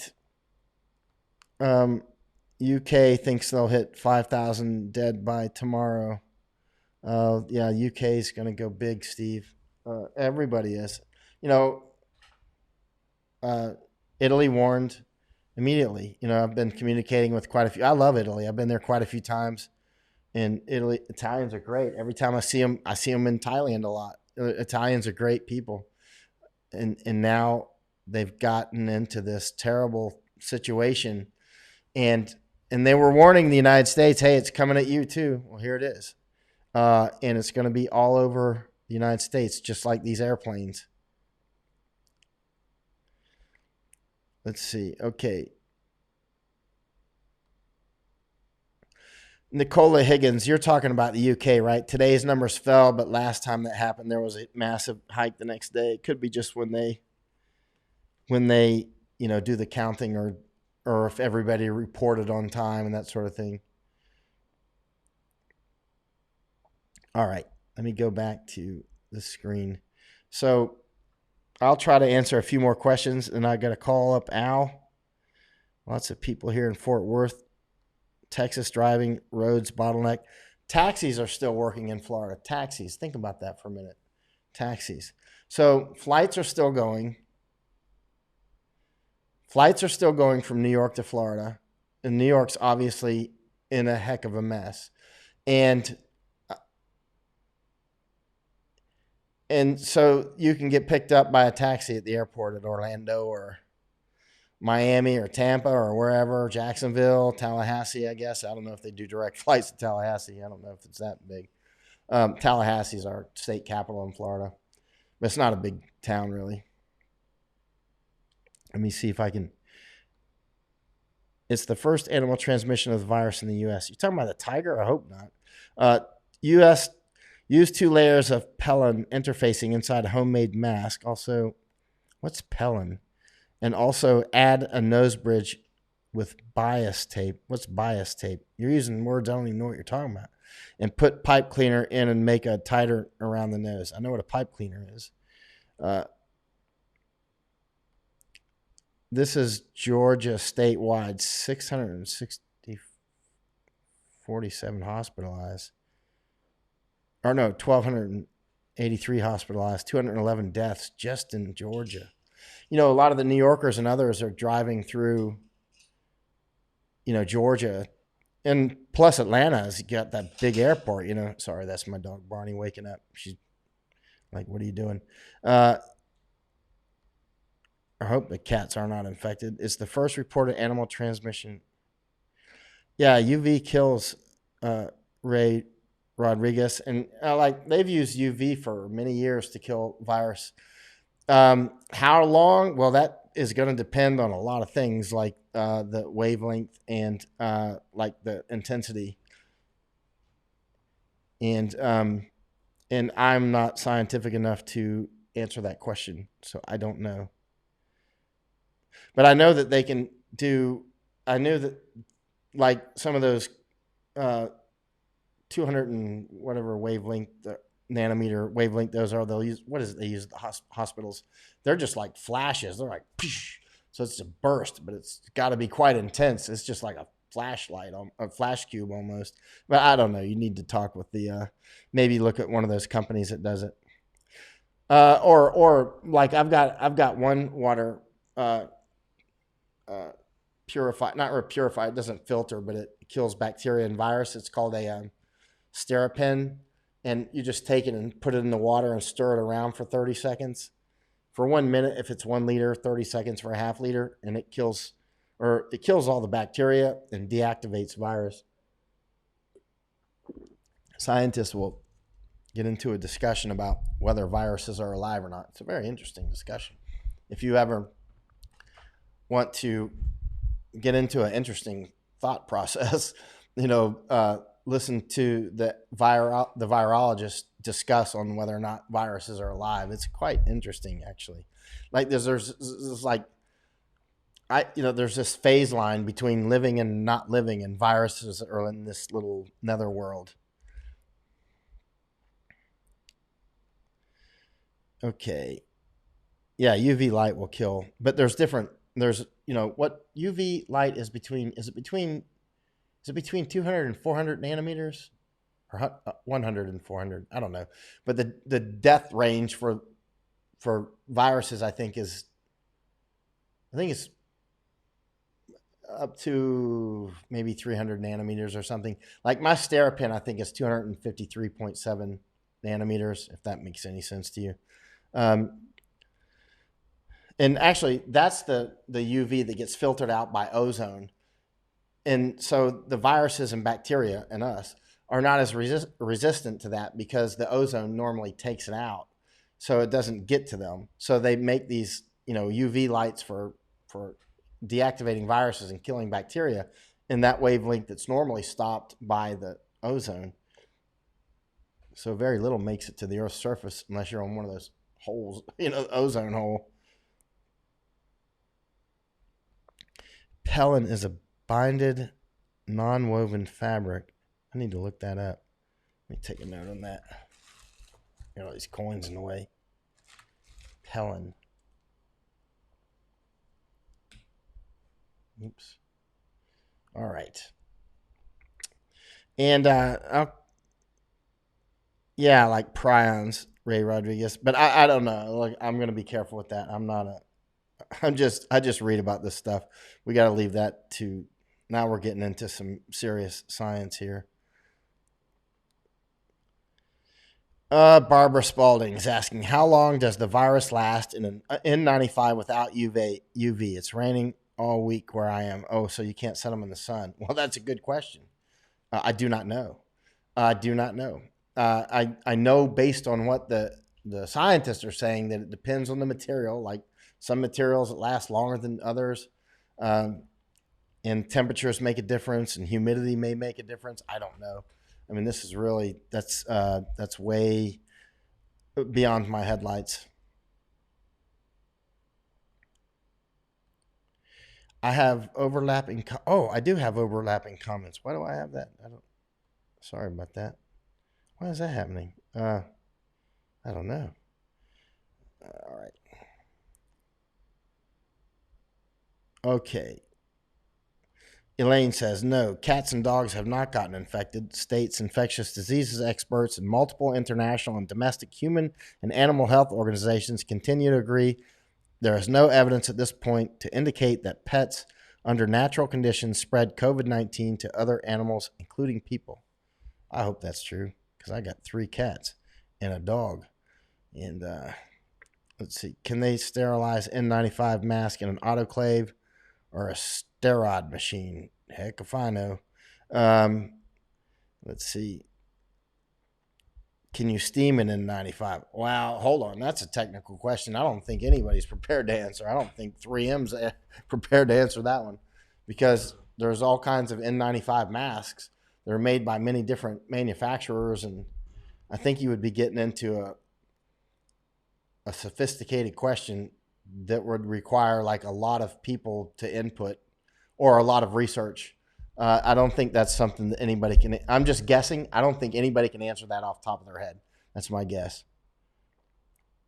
People are like, can't believe you have cats, and I'm like, I love cats, man. When you grow up with cats and dogs and a squirrel and all kinds of critters like I did, I don't remember since I was a baby crawling on the ground. I always had cats and dogs and stuff. So, if you grow up like that around cats and dogs, and you like cats and dogs. Brantley says, I read that the sun will not kill it. Is this confirmed?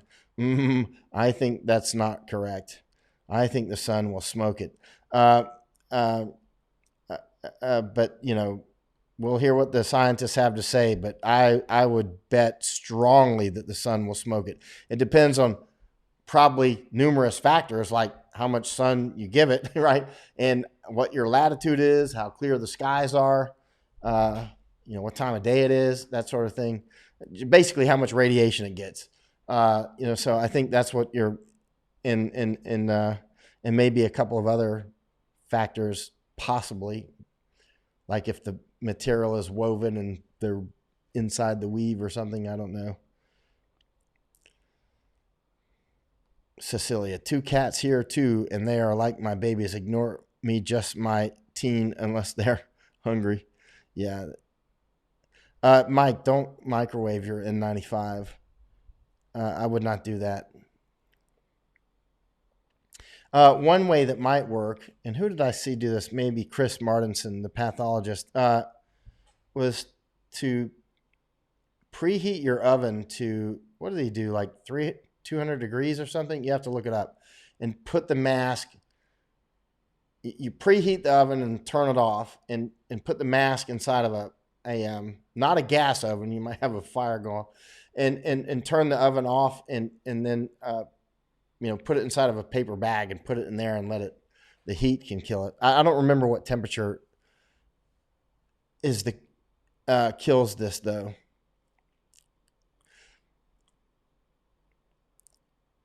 Okay, I'll try to answer a couple more questions and I'm going to call up Al and then try to hit the rack. Oh, thank you, Hans Kunzer. I appreciate your intelligence and breadth of knowledge. Thank you. I try. Study 7 days a week. Let's see. Guess folks haven't been. Hugh is saying, I guess folks haven't been following your cat's capades over the years. Cats are something else. Cats are when you. It's funny. I could tell you some cat stories, but I won't bother you. Everybody's got their own cat stories, right? Hugh says the CDC has instructions on the sterilization of N95 masks. Great.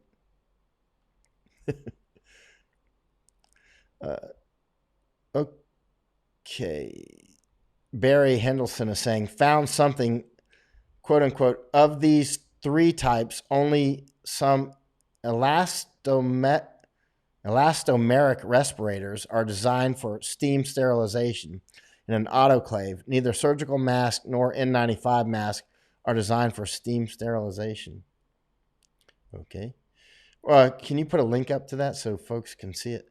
Ray Rodriguez, thanks, Barry. Ray Rodriguez says, saw a guy saying the surgical mask can be soaked in alcohol, dried, and reused on the net. Just saying. I'm not going to try it. Let's see. Ed Celia saying, my mask bakes on my dashboard at lunch every day. Well, if you're in some place like Arizona, I'm going to guess that mask is very well sanitized. Can you microwave your mask? Jess is asking, can you microwave your mask to kill the virus? Could you safely microwave N95 mask? I know Actually, you know what? The best thing to do, Jess, is to go to the CDC site and look up what they're saying on sterilization. That's the best. And they're probably researching more of it right now that they realize everybody's asking the same questions and everybody's got different capabilities to do it. You know what I mean? Like maybe some people don't have a microwave, but they got perfect sunshine. You know what I mean? And so hopefully, I don't know though. Hopefully that they're. I'll look into that myself later. Cats are definitely worth having around. They killed a rat the other day, not in my house, but outside. Yeah, it's dangerous being a rat around here. Of course, my house is so clean. There's almost nothing for them to come in for. Angela Camos, the virus has been transferred from human to animal now. Bronx Zoo has several lions and tigers that are sick. In other countries, some dogs too. Have you heard of others? I don't know. I'm going to be careful. Michelle Witzel says, CDC says 160 Fahrenheit, I think. Well, we'll have to check that out. Mike Morgan said, this is exactly why I have 2 respirator full face masks. That's a good idea. I mean, you have one that's already sanitized and one that's, so that you can wear it. And then you take that one off and sanitize the other one, right? Greg Holmes says, I read that sun breaks down the fibers of the mask, but didn't read the article to see research or qualifications of the writer. I read something about that as well. It was a scientific paper. I don't remember the paper.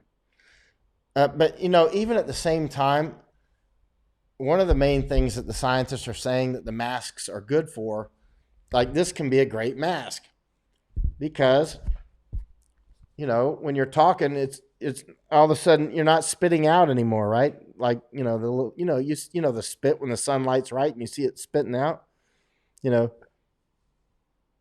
or you sneeze accidentally, and don't have a chance to cover. Every once in a while you get one of those sudden sneezes. I mean, that's going to cover up a lot right there. It's going to keep it from flying out. And also, if somebody, hits you, it doesn't go straight in on your lip or something, right? Or in your nose, and you need to cover your eyes as well. You don't have to wear scuba goggles, but I love that.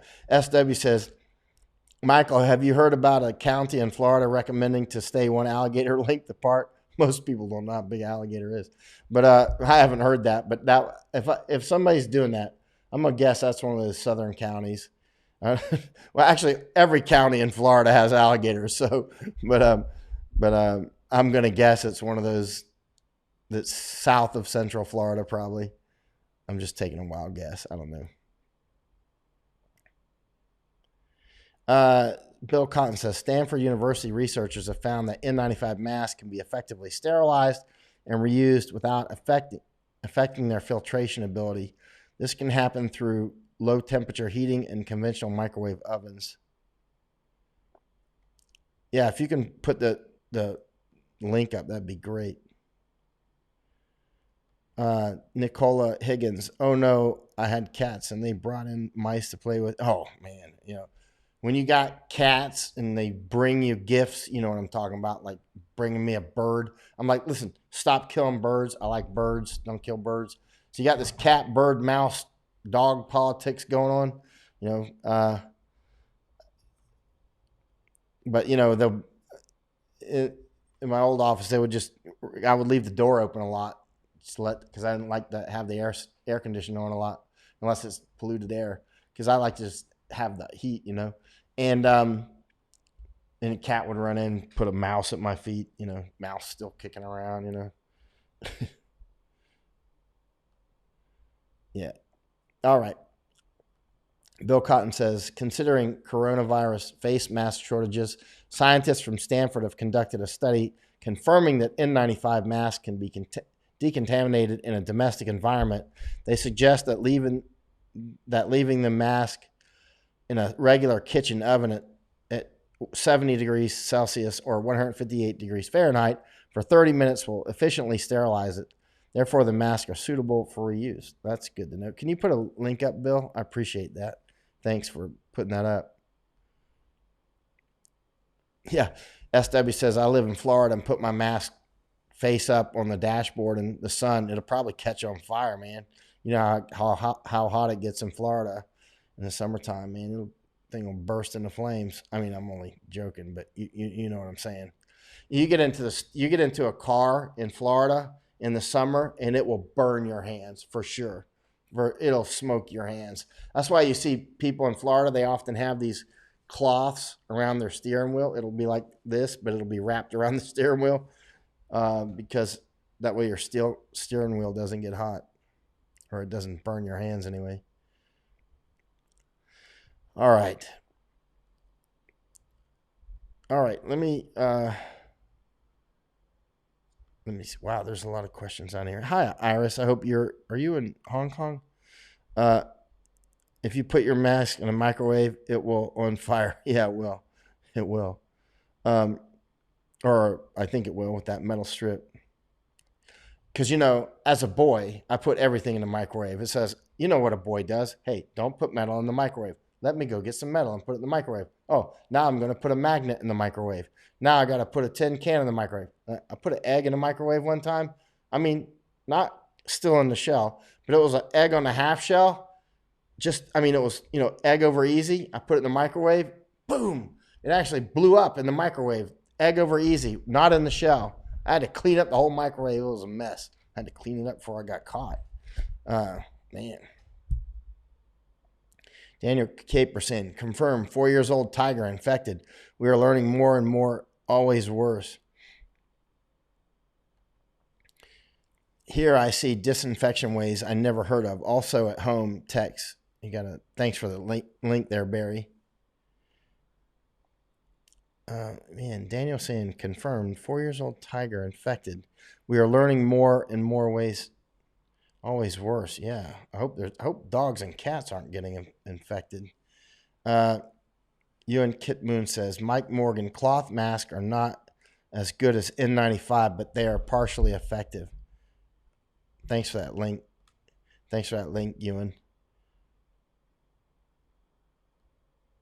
Yep. Iris is in Hong Kong.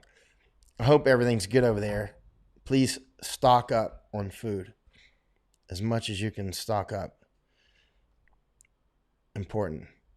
Ray Rodriguez, last summer, plastic emblems melted. Hey, Iris, I got a Hong Kong hat coming. Might take a couple weeks. I got a Hong Kong hat coming. I'm going to wear it. And just to support Hong Kong, and you know what I think about CCP. All right.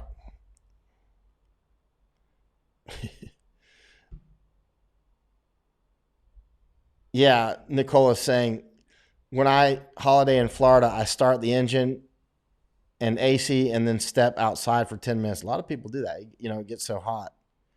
It gets so hot in Florida. That's why if you go to Florida, you got to be careful. A lot of people from up north make mistakes, and Floridians too. They make mistakes with their pets, and they come from somewhere cool, or maybe Massachusetts or something, and they got their dog or whatever in the car, and then they drive down on vacation, and then they stop at a Publix store, 7-Eleven or something, and they're going to get something, and they leave the dog or cat in the car for only like 10 minutes. It'll kill the dog. It's super fat. And children, people go to prison for that. So we got a law in Florida. If there's a child or any animal in a car, you can break the window, and it's no fault. You can break the window instantly. If you see a child, if somebody has left a child in a car in Florida and left it unattended in the summer and the windows are up, you are authorized to break it and call 911. I think maybe you have to call 911. They're not going to take you to jail. If you break the window and call 911 and say, I just broke this idiot's window, the police are going to come and arrest somebody for leaving their dog in a car, or certainly their child. Children have died like that a lot. You get brain damage too. Another thing, because they come from up north, and it's not necessarily like that where they come from. And you can drive down to Florida in like a day or two, right? The next thing you know, you're in a different environment and different rules, because, it's hotter in Florida, and the radiation from the sun is very intense. And another thing that a lot of people do, especially Northerners, they'll go to sleep, they'll get drunk or whatever and fall asleep on one of the beaches. And man, they get fall asleep, and they got this white skin. They die. They get so sunburned that they get septicemia. Their whole body, they get infected. They die. What a horrible way to die, man. Fall asleep in the sun, get such a terrible sunburn that you end up getting infected and die. Look it up, sunburn, die, Florida. You'll see what I'm saying. I've seen, when I'm in Florida and I see people laying out like that, I've actually told them a few times. I'm like, hey, if I were you, I'd get out of the sun like right now, like go, like don't wait 5 more minutes. They'll be like, oh, it doesn't hurt. And I'll be like, oh, you're going to hurt, buddy. You're going to hurt real bad. You need to get out of here. I wouldn't even wait 2 more seconds. Okay, let's see. All right, let me see.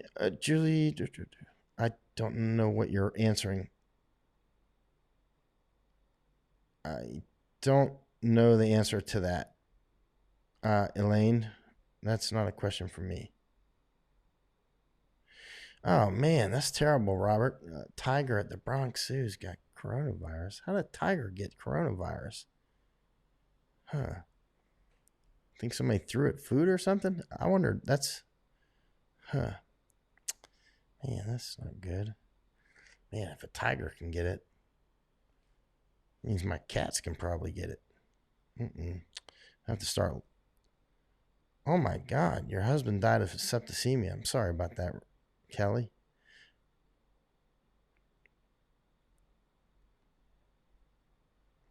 Oh, the person feeding it was infected, Peggy Pete said. So maybe that's how the cat got it, was from.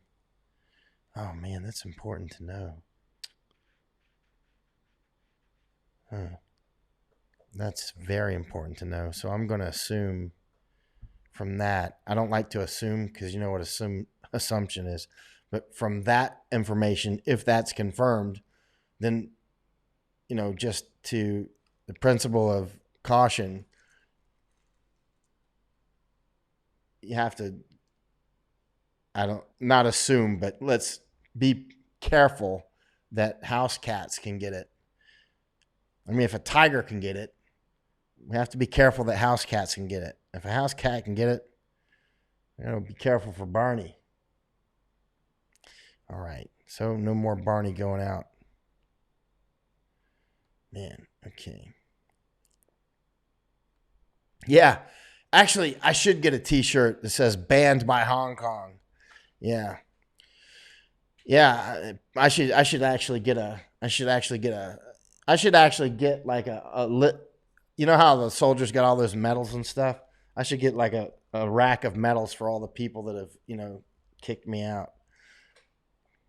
Let's see. Anna Stump King. They said the tiger got it because one of the employees that worked with the tiger. Shoot.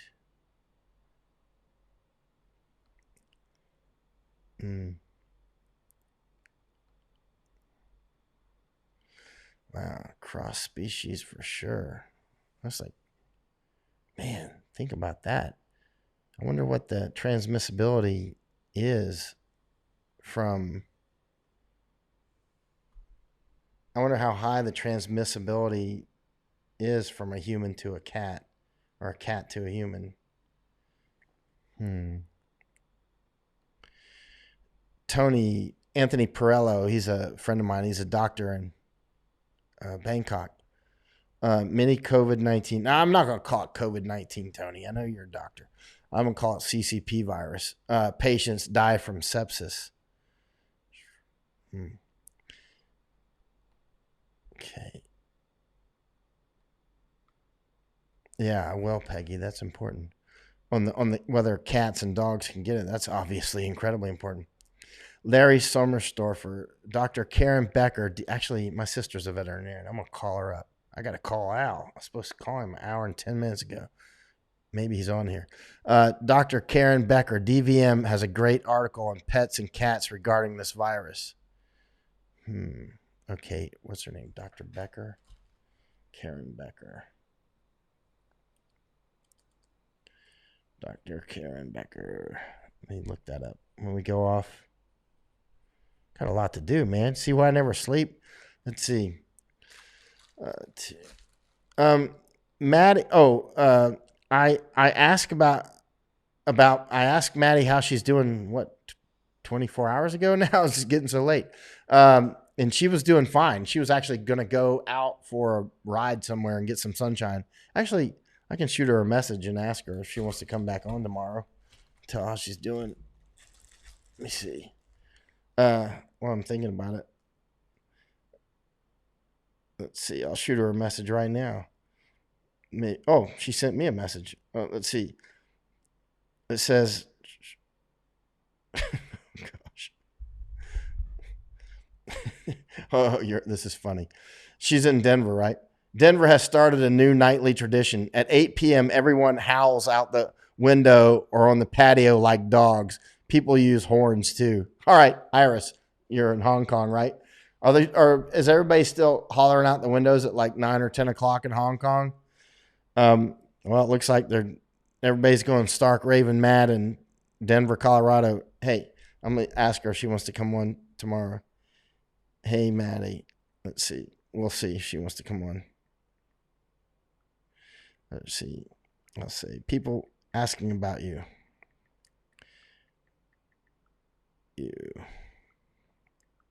All right, come on tomorrow. Let's see if she'll come. All right. Let's see.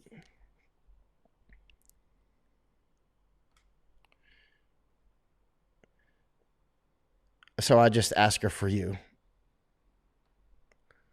Pot Jaman, I just ask her just for you. So let's see what she says.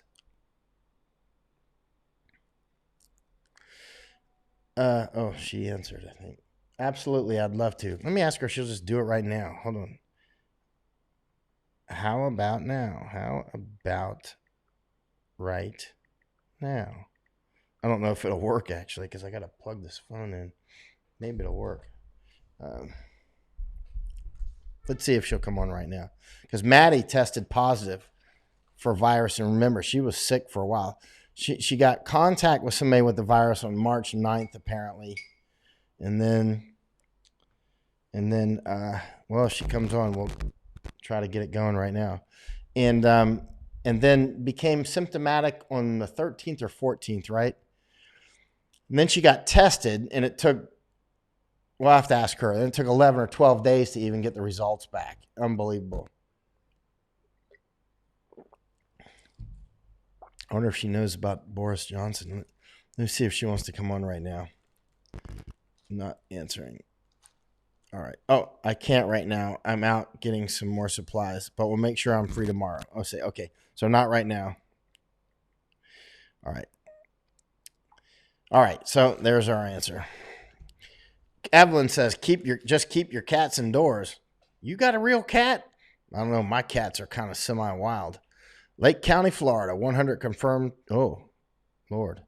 I've been to Lake County a lot.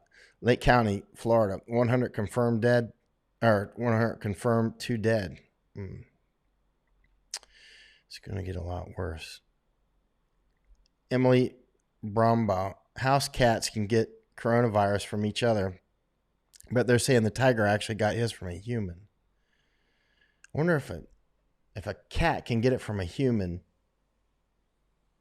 and give it to another cat, they can give it back to a human or to a dog and back to a human. Oh, gosh.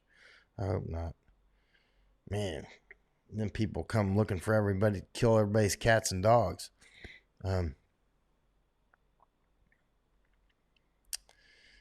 Dr. Karen Becker, DVM, says to, now, if you want to see a civil war, go try to collect everybody's cats and dogs. And Thais, too. Thais love their cats and dogs just like Americans do. You ain't going to get those cats and dogs easy in Thailand. And Anna Stump King, I just read an article. They said that the animals can get it, but they so far don't believe they can pass it on to people. I hope not. But you know what the scientists say. It can stay there for a while and mutate, and the virus can, do its magic and then start doing that stuff.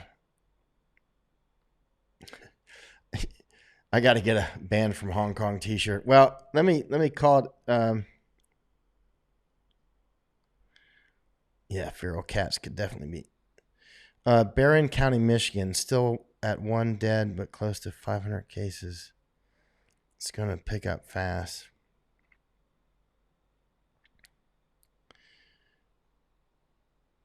Yeah, good question, Robert Day, saying if feral cats can get it, How do you stop feral cats in places like San Francisco and other cities? Well, they'll trap them. They'll trap them.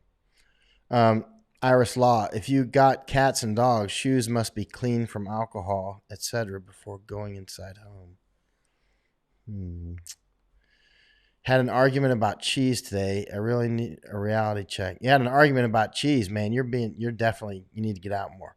You need to get some sunlight, Bark mulch. Okay, man. When did you make up that name? Don't tell me your parents gave you that name. Let's see. Greg, speaking of which, did you see the Indian parents who named their two twins the Corona and whatever virus names, right? And I don't know I only spent 10 months in India, and there's a lot of cultures in India. So I don't, you can't extrapolate from your culture to theirs, right? Because there can be vast differences. But I can tell you that in the United States, naming, like if there's a Hurricane Katrina, people definitely will take it out, that smashed New Orleans and killed, how many did that kill? 2,000 people or something? It was pretty serious. And people are famous to take that out on people, they remember Hurricane Katrina. So every time they meet a Katrina, they think of the Hurricane Katrina, and it kind of, taints that's why it's not a good idea to name anything bad after somebody unless you want to do them harm. Right. Certainly not children, but I don't know about their culture. But and also bearer of bad news. The bearer of bad news. Why does Dr. Fauci suddenly have to have a security detail? Is it because he's given bad news? Because literally, I have a friend who's a meteorologist for the Air Force, or he was. And I was talking with him one time, actually.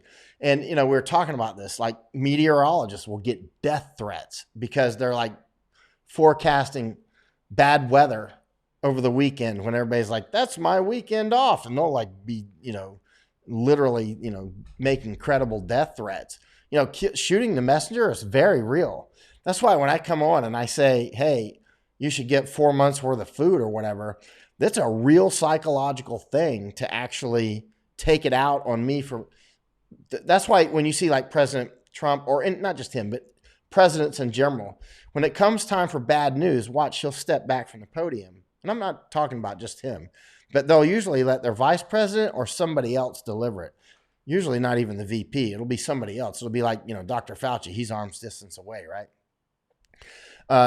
So they'll let somebody else deliver the bad news because they know psychologically if the president gets up there and delivers bad news all the time, you'll take it out on him at the voting booth for sure, or a lot of people will.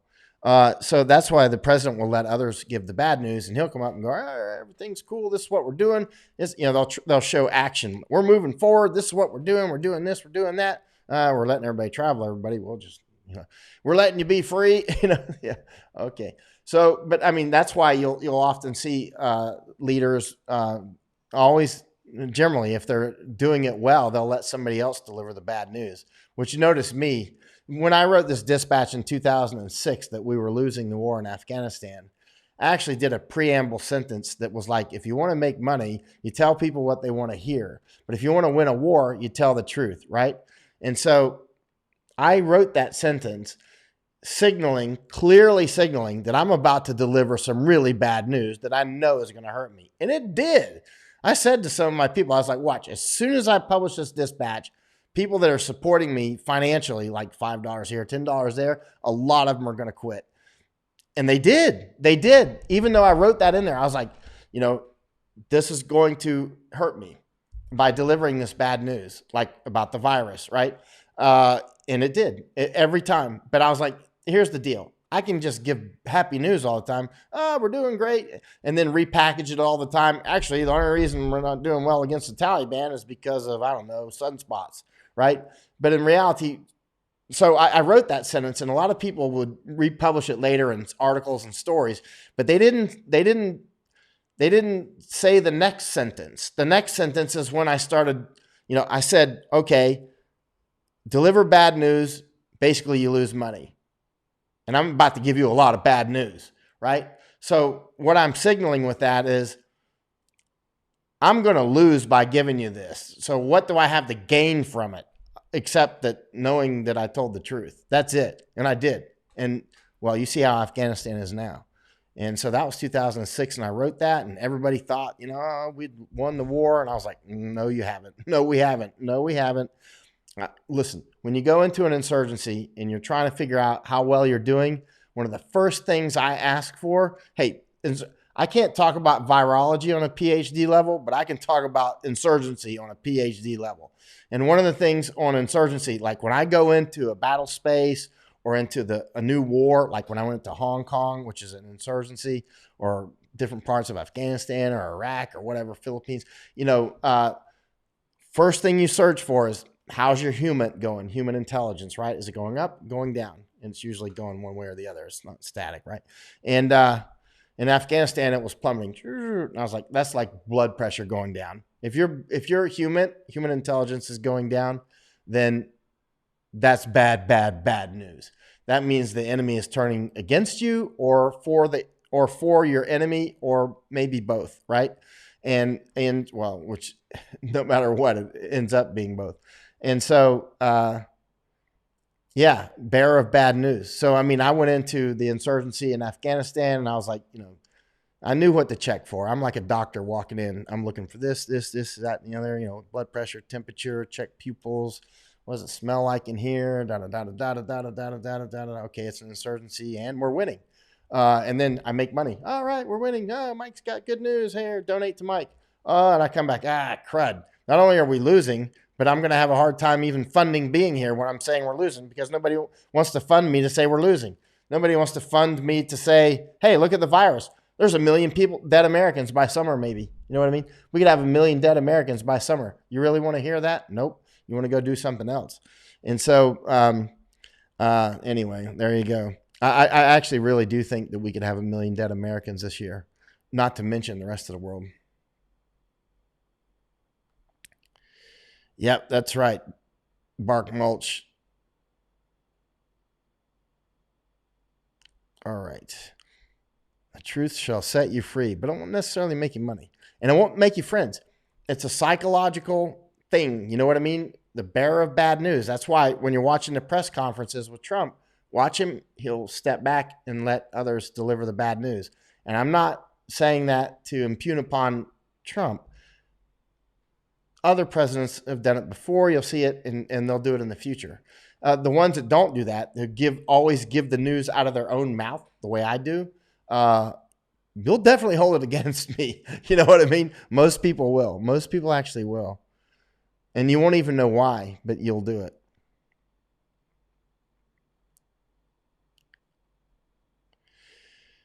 All right.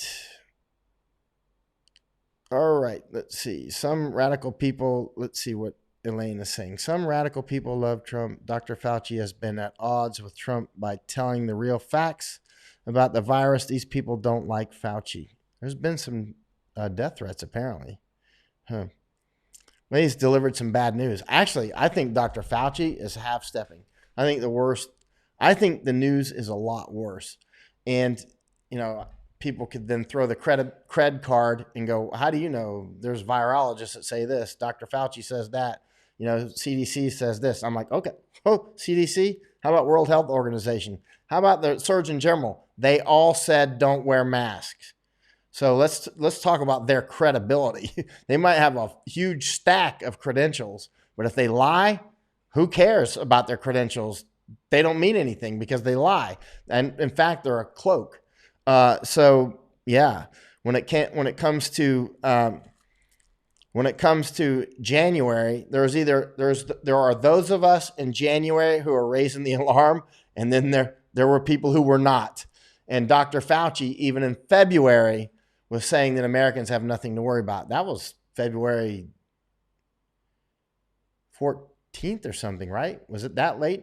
Valentine's Day-ish? Was it that late? It was deep into February, and he was actually saying Americans have nothing to worry about. And I'm like, okay. I think you're wrong. I think you're very wrong.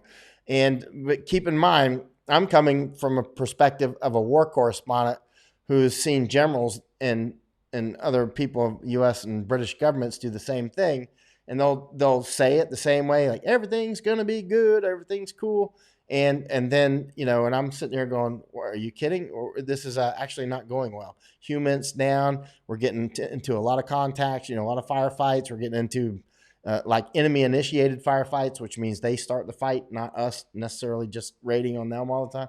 And so yeah, there's many indicators, and likewise with this virus, there's all sorts of indicators that they can't hide, and you don't need any special expertise to actually divine what's going on. Like for instance, when China started doing the lockdown, then you can go, okay, China's doing a lockdown, and knowing what I know about China and Chinese, they will not, if they're going to lose money before they'll lock down, Hubei province, they must be losing huge numbers of people, huge numbers, not 3,000. It's got to be some massive number of people.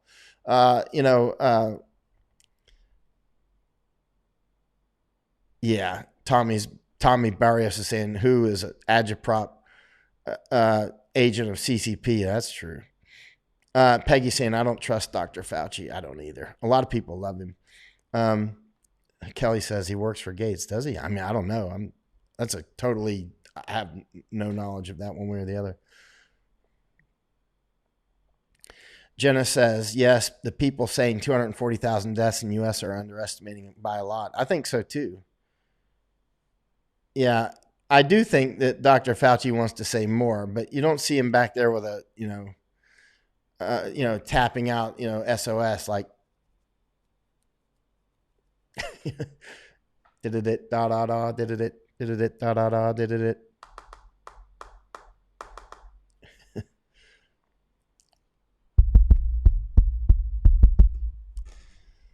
SOS. Every soldier should know it. All right. Thank you, Tara. Or Tara. Smashing Tara.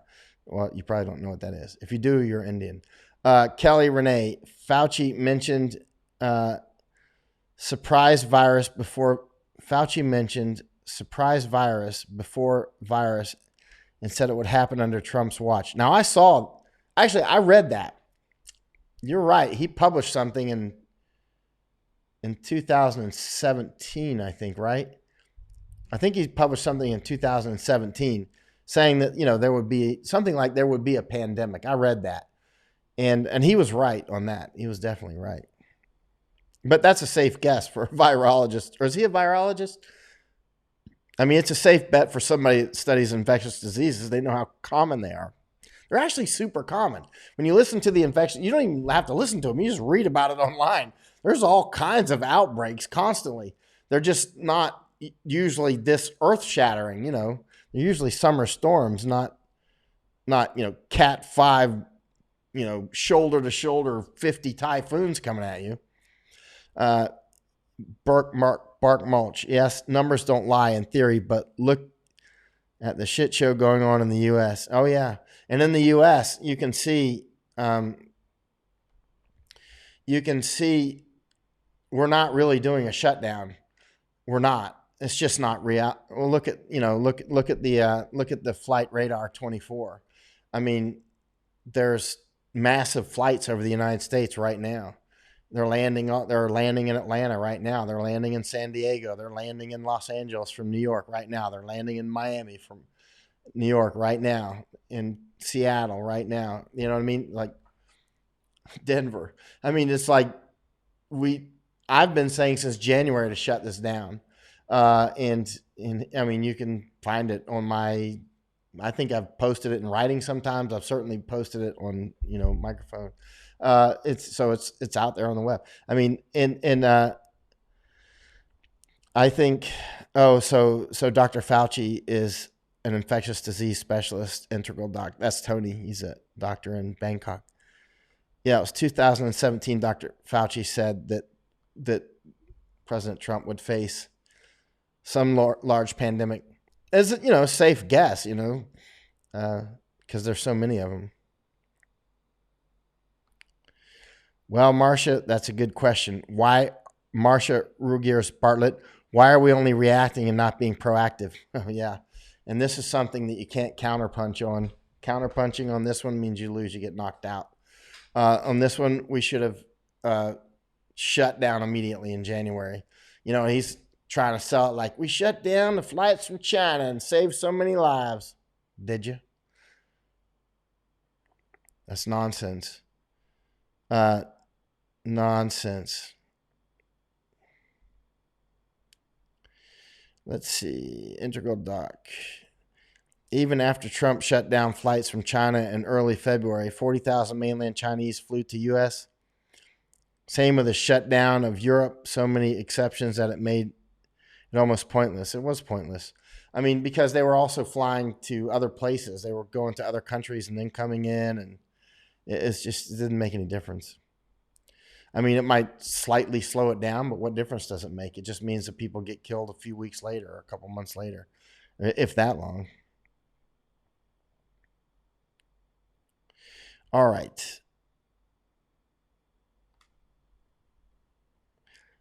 Okay, and I'm going to go ahead and, unless you've got any more questions, Rumi Mohadeen is saying it's a half-hearted shutdown, and that is why so many people are dying.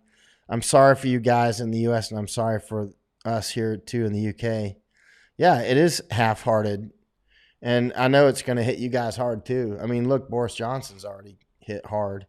I hope the Queen doesn't get hit. I like her. You know, I hope none of my British friends, you know, I think we actually all know people that are going to die. That's a pretty safe bet. I mean, this is a straight up war. And so, you know, you got a game faces on. It's a really safe bet that everybody watching this is going to know somebody that died, and probably some people watching this will die. Could be me. I mean, I might be dead in 10 days. I mean, that's how serious in reality, you know, how real this is. And so, but don't be afraid. I mean, it's like, be a man, be a woman. And most importantly, if everybody fights hard and takes care of one person, we'll get through this. I mean, we will get through it, but helping people like Thai doctors and nurses are asking, like I did an interview today with Saba in Thailand. And it's basically applause. You know, so many people are applauding for Thai doctors and nurses because the Thai doctors and nurses are asking people to stay at home. Because, you know, you can get a lot more compliance out of Thais by just doing a heartfelt plea like, please stay home, as opposed to ordering. Some people have to be ordered. But a lot of people will just stay home because it's the right thing to do. And Thais will respond to that very well because Thais have good moral sense. But you have to make sure you get the message across. And so that's why you see all these Thai doctors and nurses holding up these signs. We're at work so that, what do we say? What is the saying in Thai? It's like, we're working for you, so you work for us. Please stay home, something like that. And that's one huge help right there. That's one big help. Yeah, I thought Tom Hanks recovered, didn't he? Him and his wife. I hope so. Iris Law says, yes, save yourself will save others. Yeah. Yeah. Obviously, the first person to always take care of is yourself. You know, mask drops, put it on you, then put on the child, that sort of thing. It's very important. Scott, when will I be back? I'm going to let the at least first wave go over because there's people over here I have to watch out for too. And I don't want to abandon. And so, and then when the first wave passes over, I'll probably come right after that. Because oh, that's what it says. We stay at work, so you stay at home. Yeah, I love that. I should actually get a hat made like that and just wear it while I'm doing this. Listen, what concerns me more is not even the virus. It's the other. This is a catalyst for many other things. I mean, the meltdown of the economy is, you know, significant, to put it lightly. It's very probable that the United States will go into a depression. Very, very, very probable. I think recession is out the window. I think it's way beyond that. And this ball is landing way out in the stands. And if you've ever been to countries that have like 15% unemployment, you can feel it. It's big. And I mean, this could be at 30% or more, unemployment in the United States. And it can be very soon, like, next month, 30% unemployment. And that can lead to just every sort of, what it can lead to. I don't need to tell you. Rumi saying, I'm a UK nurse. We are asking people to stay at home. I'm at work so you can stay home and survive. I hope you're well over there, Rumi. And I just hope you're very, very well and being strong. You guys are the front line. I mean, you are our soldiers now, especially doctors and nurses and others who work with you in the hospitals. Because, some of us are starting to realize the level of viruses that you're facing are much more than I'm likely to encounter, because you've got all the sick people around you. So if you get hit hard. Of course, you know that very well. I mean, you're in combat. You're in straight up combat. And I realize it's very stressful, and how stressful that can be. There's a lot of us out here thinking about you. If everybody does one thing to help one frontliners would be doctors, nurses, law enforcement, truck drivers, anybody that we need really to keep things going. Because if the electricity goes out, generators eventually will go out at the hospitals too, right? Eventually. It's like communications, all these sorts of things. We have a lot of vital people, actually. A lot more doctors and nurses are truly frontline infantry at this point. But so are law enforcement, right? Especially because the law enforcement are also going to be undermanned. They're not going to have enough hundreds. Eventually, tens of thousands and maybe hundreds of thousands will be out of work, right, for some period of time. And so, yeah. Integral says, we shut down 75 clinics from non-infectious disease clinics a few weeks ago. Wife is the medical director because it's the right thing to do. That and all are in malls. So you shut down 75 clinics of yours. And a few weeks ago, your wife is the medical director because it's right. Wow. I have to call you up and talk with you about that sometime. Let's see. Joanne Wiggins. It's strange that they are arresting pastor but letting child molesters out of jail in a democratic. Who's letting any child molesters out of jail? Arresting a man who shot someone breaking in his store late last night. Shoot. There's going to be a lot of violent crime and a lot of robbery. And in Thailand, they're warning about it too. When will I go back on? I don't know. Probably not earlier than 12 hours from now, though. Actually, Maura Moynihan's going to come back on as well.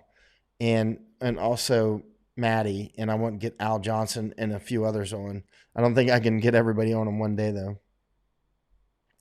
Integral Doc, which is Tony, doctor, my friend in Bangkok. Trump officials said unemployment may reach 30%. Man, that's serious. That is serious.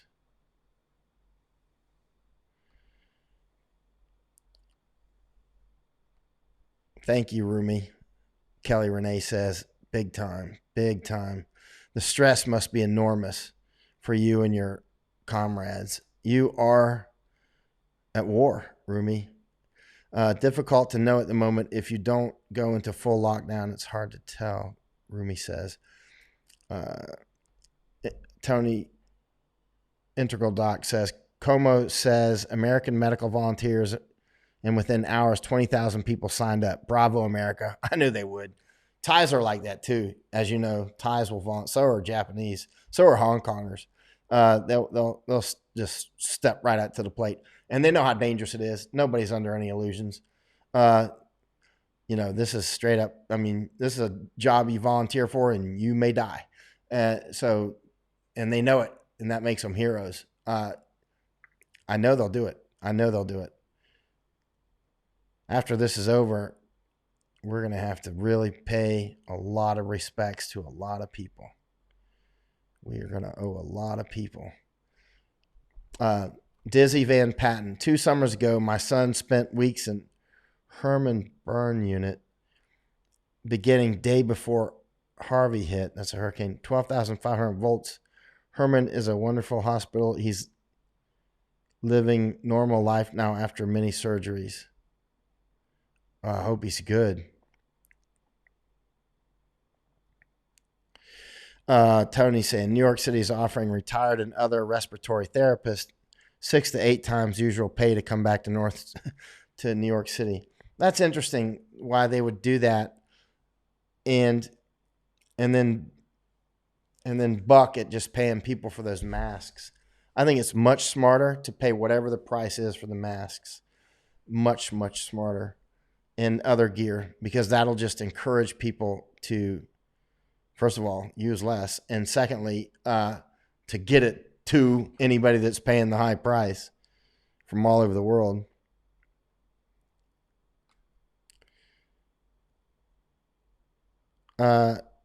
Jim is saying, yesterday we had electrical surge a few times. It was thinking, oh no, it's not happening. Actually, are you in Bangkok? I'm in Chiang Mai, and yesterday the water did go out, but apparently it was like a main broke. But they fixed it. It's good now. You know, because Thailand actually fixes stuff pretty quickly. If water goes out, they fix it pretty quickly. And electricity. But I will say the electricity goes out a lot more in Chiang Mai than it does where I'm from in Florida. In Florida, you can really get hit with a hurricane, and really the electricity will still be on unless it's like a Category 5 hurricane. But if it's like Category 1 hurricane that like go over my town, Winter Haven, nobody's lights even go out.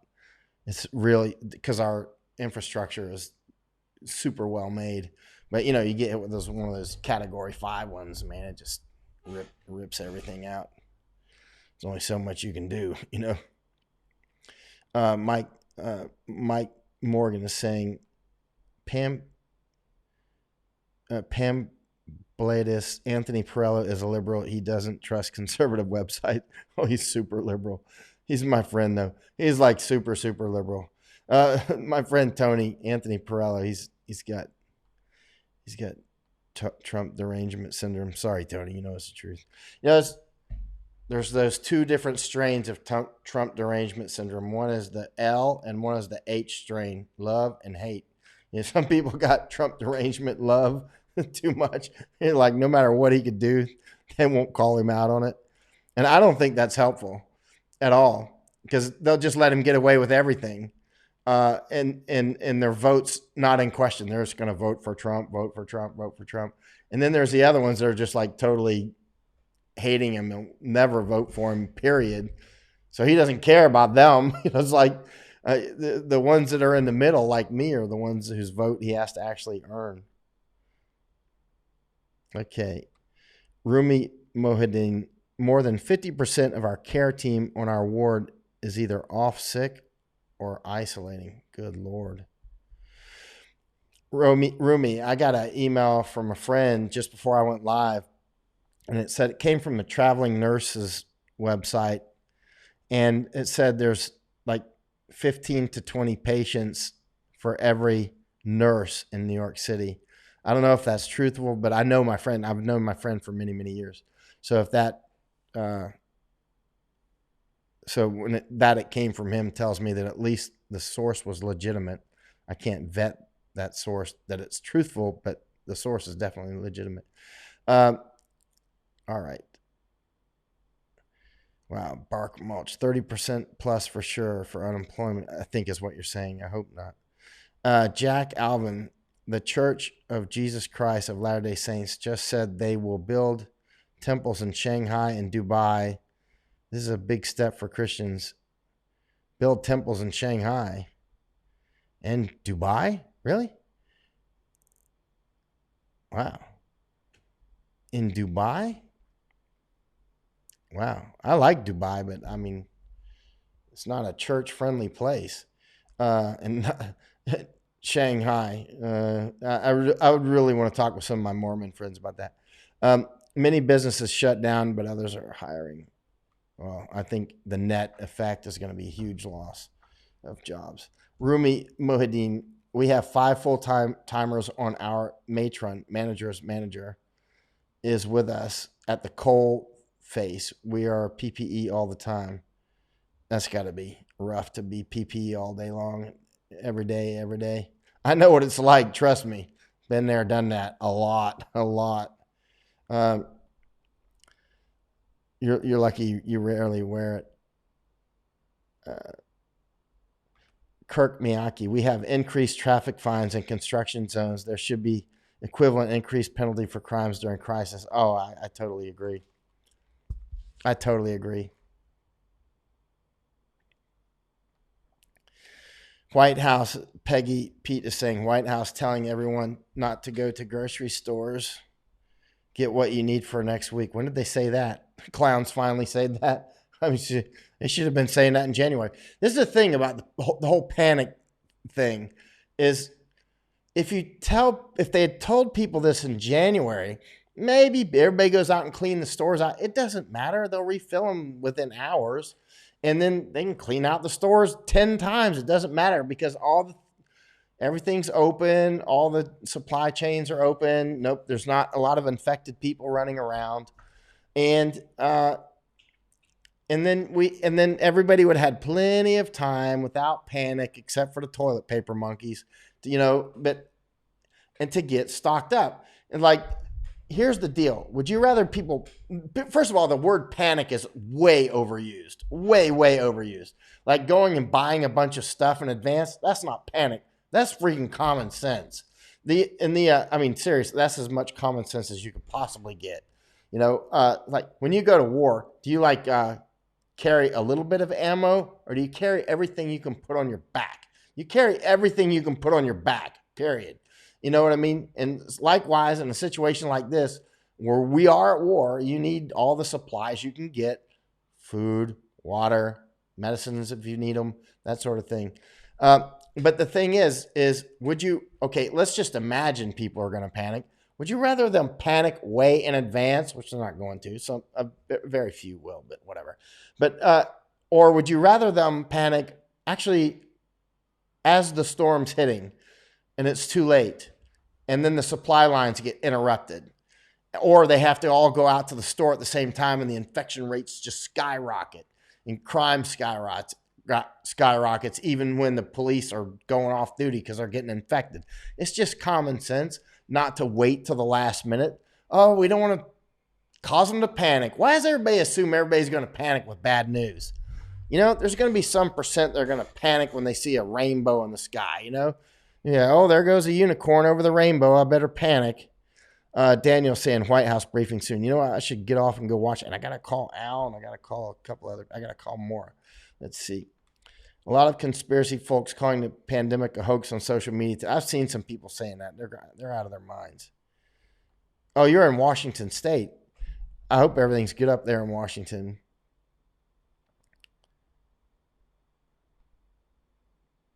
Yeah. Yeah. Prices are less today than it will be in a week. Yeah. If I were you, I would buy whatever food and stuff you're going to get now, because again, I want to say it for like the 20th time over the last, I don't know, couple months. The prices are only going to go up. They're only going to go up. Prices, they've already gone up. They're already going up in different places, right? And the worst case scenario is you don't need it, and then you just eat it. So you're just basically turning your money into food, which you're going to have to buy food anyway, right? You know how it goes. Just get food. And then you don't have to go out and fight and possibly get infected with this crap. Give it to your cat. Nobody likes a cat with coronavirus, right? Let's see. Branch Covidians. What's up with them? Hey, panic. Anybody that panics over toilet paper, man, I want to stay away from them because they're crazy as a loon. Let's see.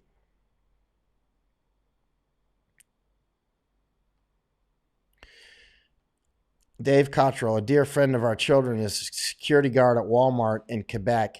He stopped someone from coming into the store yesterday, just doing his job during the pandemic. The man then got in his car and ran over him. Holy smokes. This father of 5 is now in ICU, which is an intensive care unit for people that don't speak English well, fighting for his life. This is how crazy people are already. Watch your back, people. Yeah. I mean, that's when it gets serious, actually. But if we'd been doing this back in January and all through February, and then, if you're getting into March and you're not prepared yet, you're getting way behind the curve. And now we're in April. If you're not prepared yet, you better stop what you're doing today and go get prepared if you still can. You better like clear your schedule and get your stuff in line if you're not in line yet. Listen, it's not that expensive. You can get, let me tell you, dry beans, rice, that sort of thing. They last forever. They're not expensive.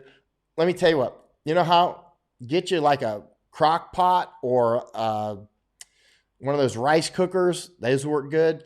And make what we call a hunter's stew, right? Or a perpetual stew, which is one that you just keep adding stuff to. Man, it gets good. Some of these things in Thailand, it's like 40 years, 40 years, 40, not 4 months, not 4 days, 40 years, same stew, right? You just keep adding stuff to it. It's good. It's really good. It's better than normal. They do it in Britain too. I think we learned it from the English or something. I don't know, but Thais do it and the English do it. And I remember this one pub got shut down, the health inspector in England. This would be about, 10 years ago or something? I don't remember. There was some perpetual stew that had been going for, maybe somebody can look it up, 200 years or 400 years or something crazy. Something like way back when. And they'd just been adding to it the whole time for centuries, right? And finally, the health inspector, they had some big fight. They're like, you got to clean this thing out and clean it up. You've been adding crap to it for, since dinosaurs were drinking out of it. But anyway, it really, you can just keep adding stuff to it, like cheap stuff. Like you can take some of that cheap meat if you're not a vegetarian. I'm not. And you just add the cheap meat to it. And it's good. Add chicken, just whatever you want. Mushrooms, garlic, throw it in there. Throw it all in there. White House is starting to have the briefing. I'm going to go. All right. I am going to go watch this briefing. All right.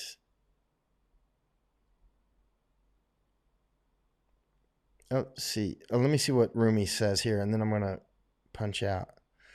Roomies. So imagine this. I'm on a psychiatric ward. We have 18 beds. 4 are reserved for isolation cases since March. We have 14 chronically ill patients on medication. Many had leave to go out 6 to 10 times a day. Many smoke. All leave has been canceled, and patients can only go out once per day for a half an hour.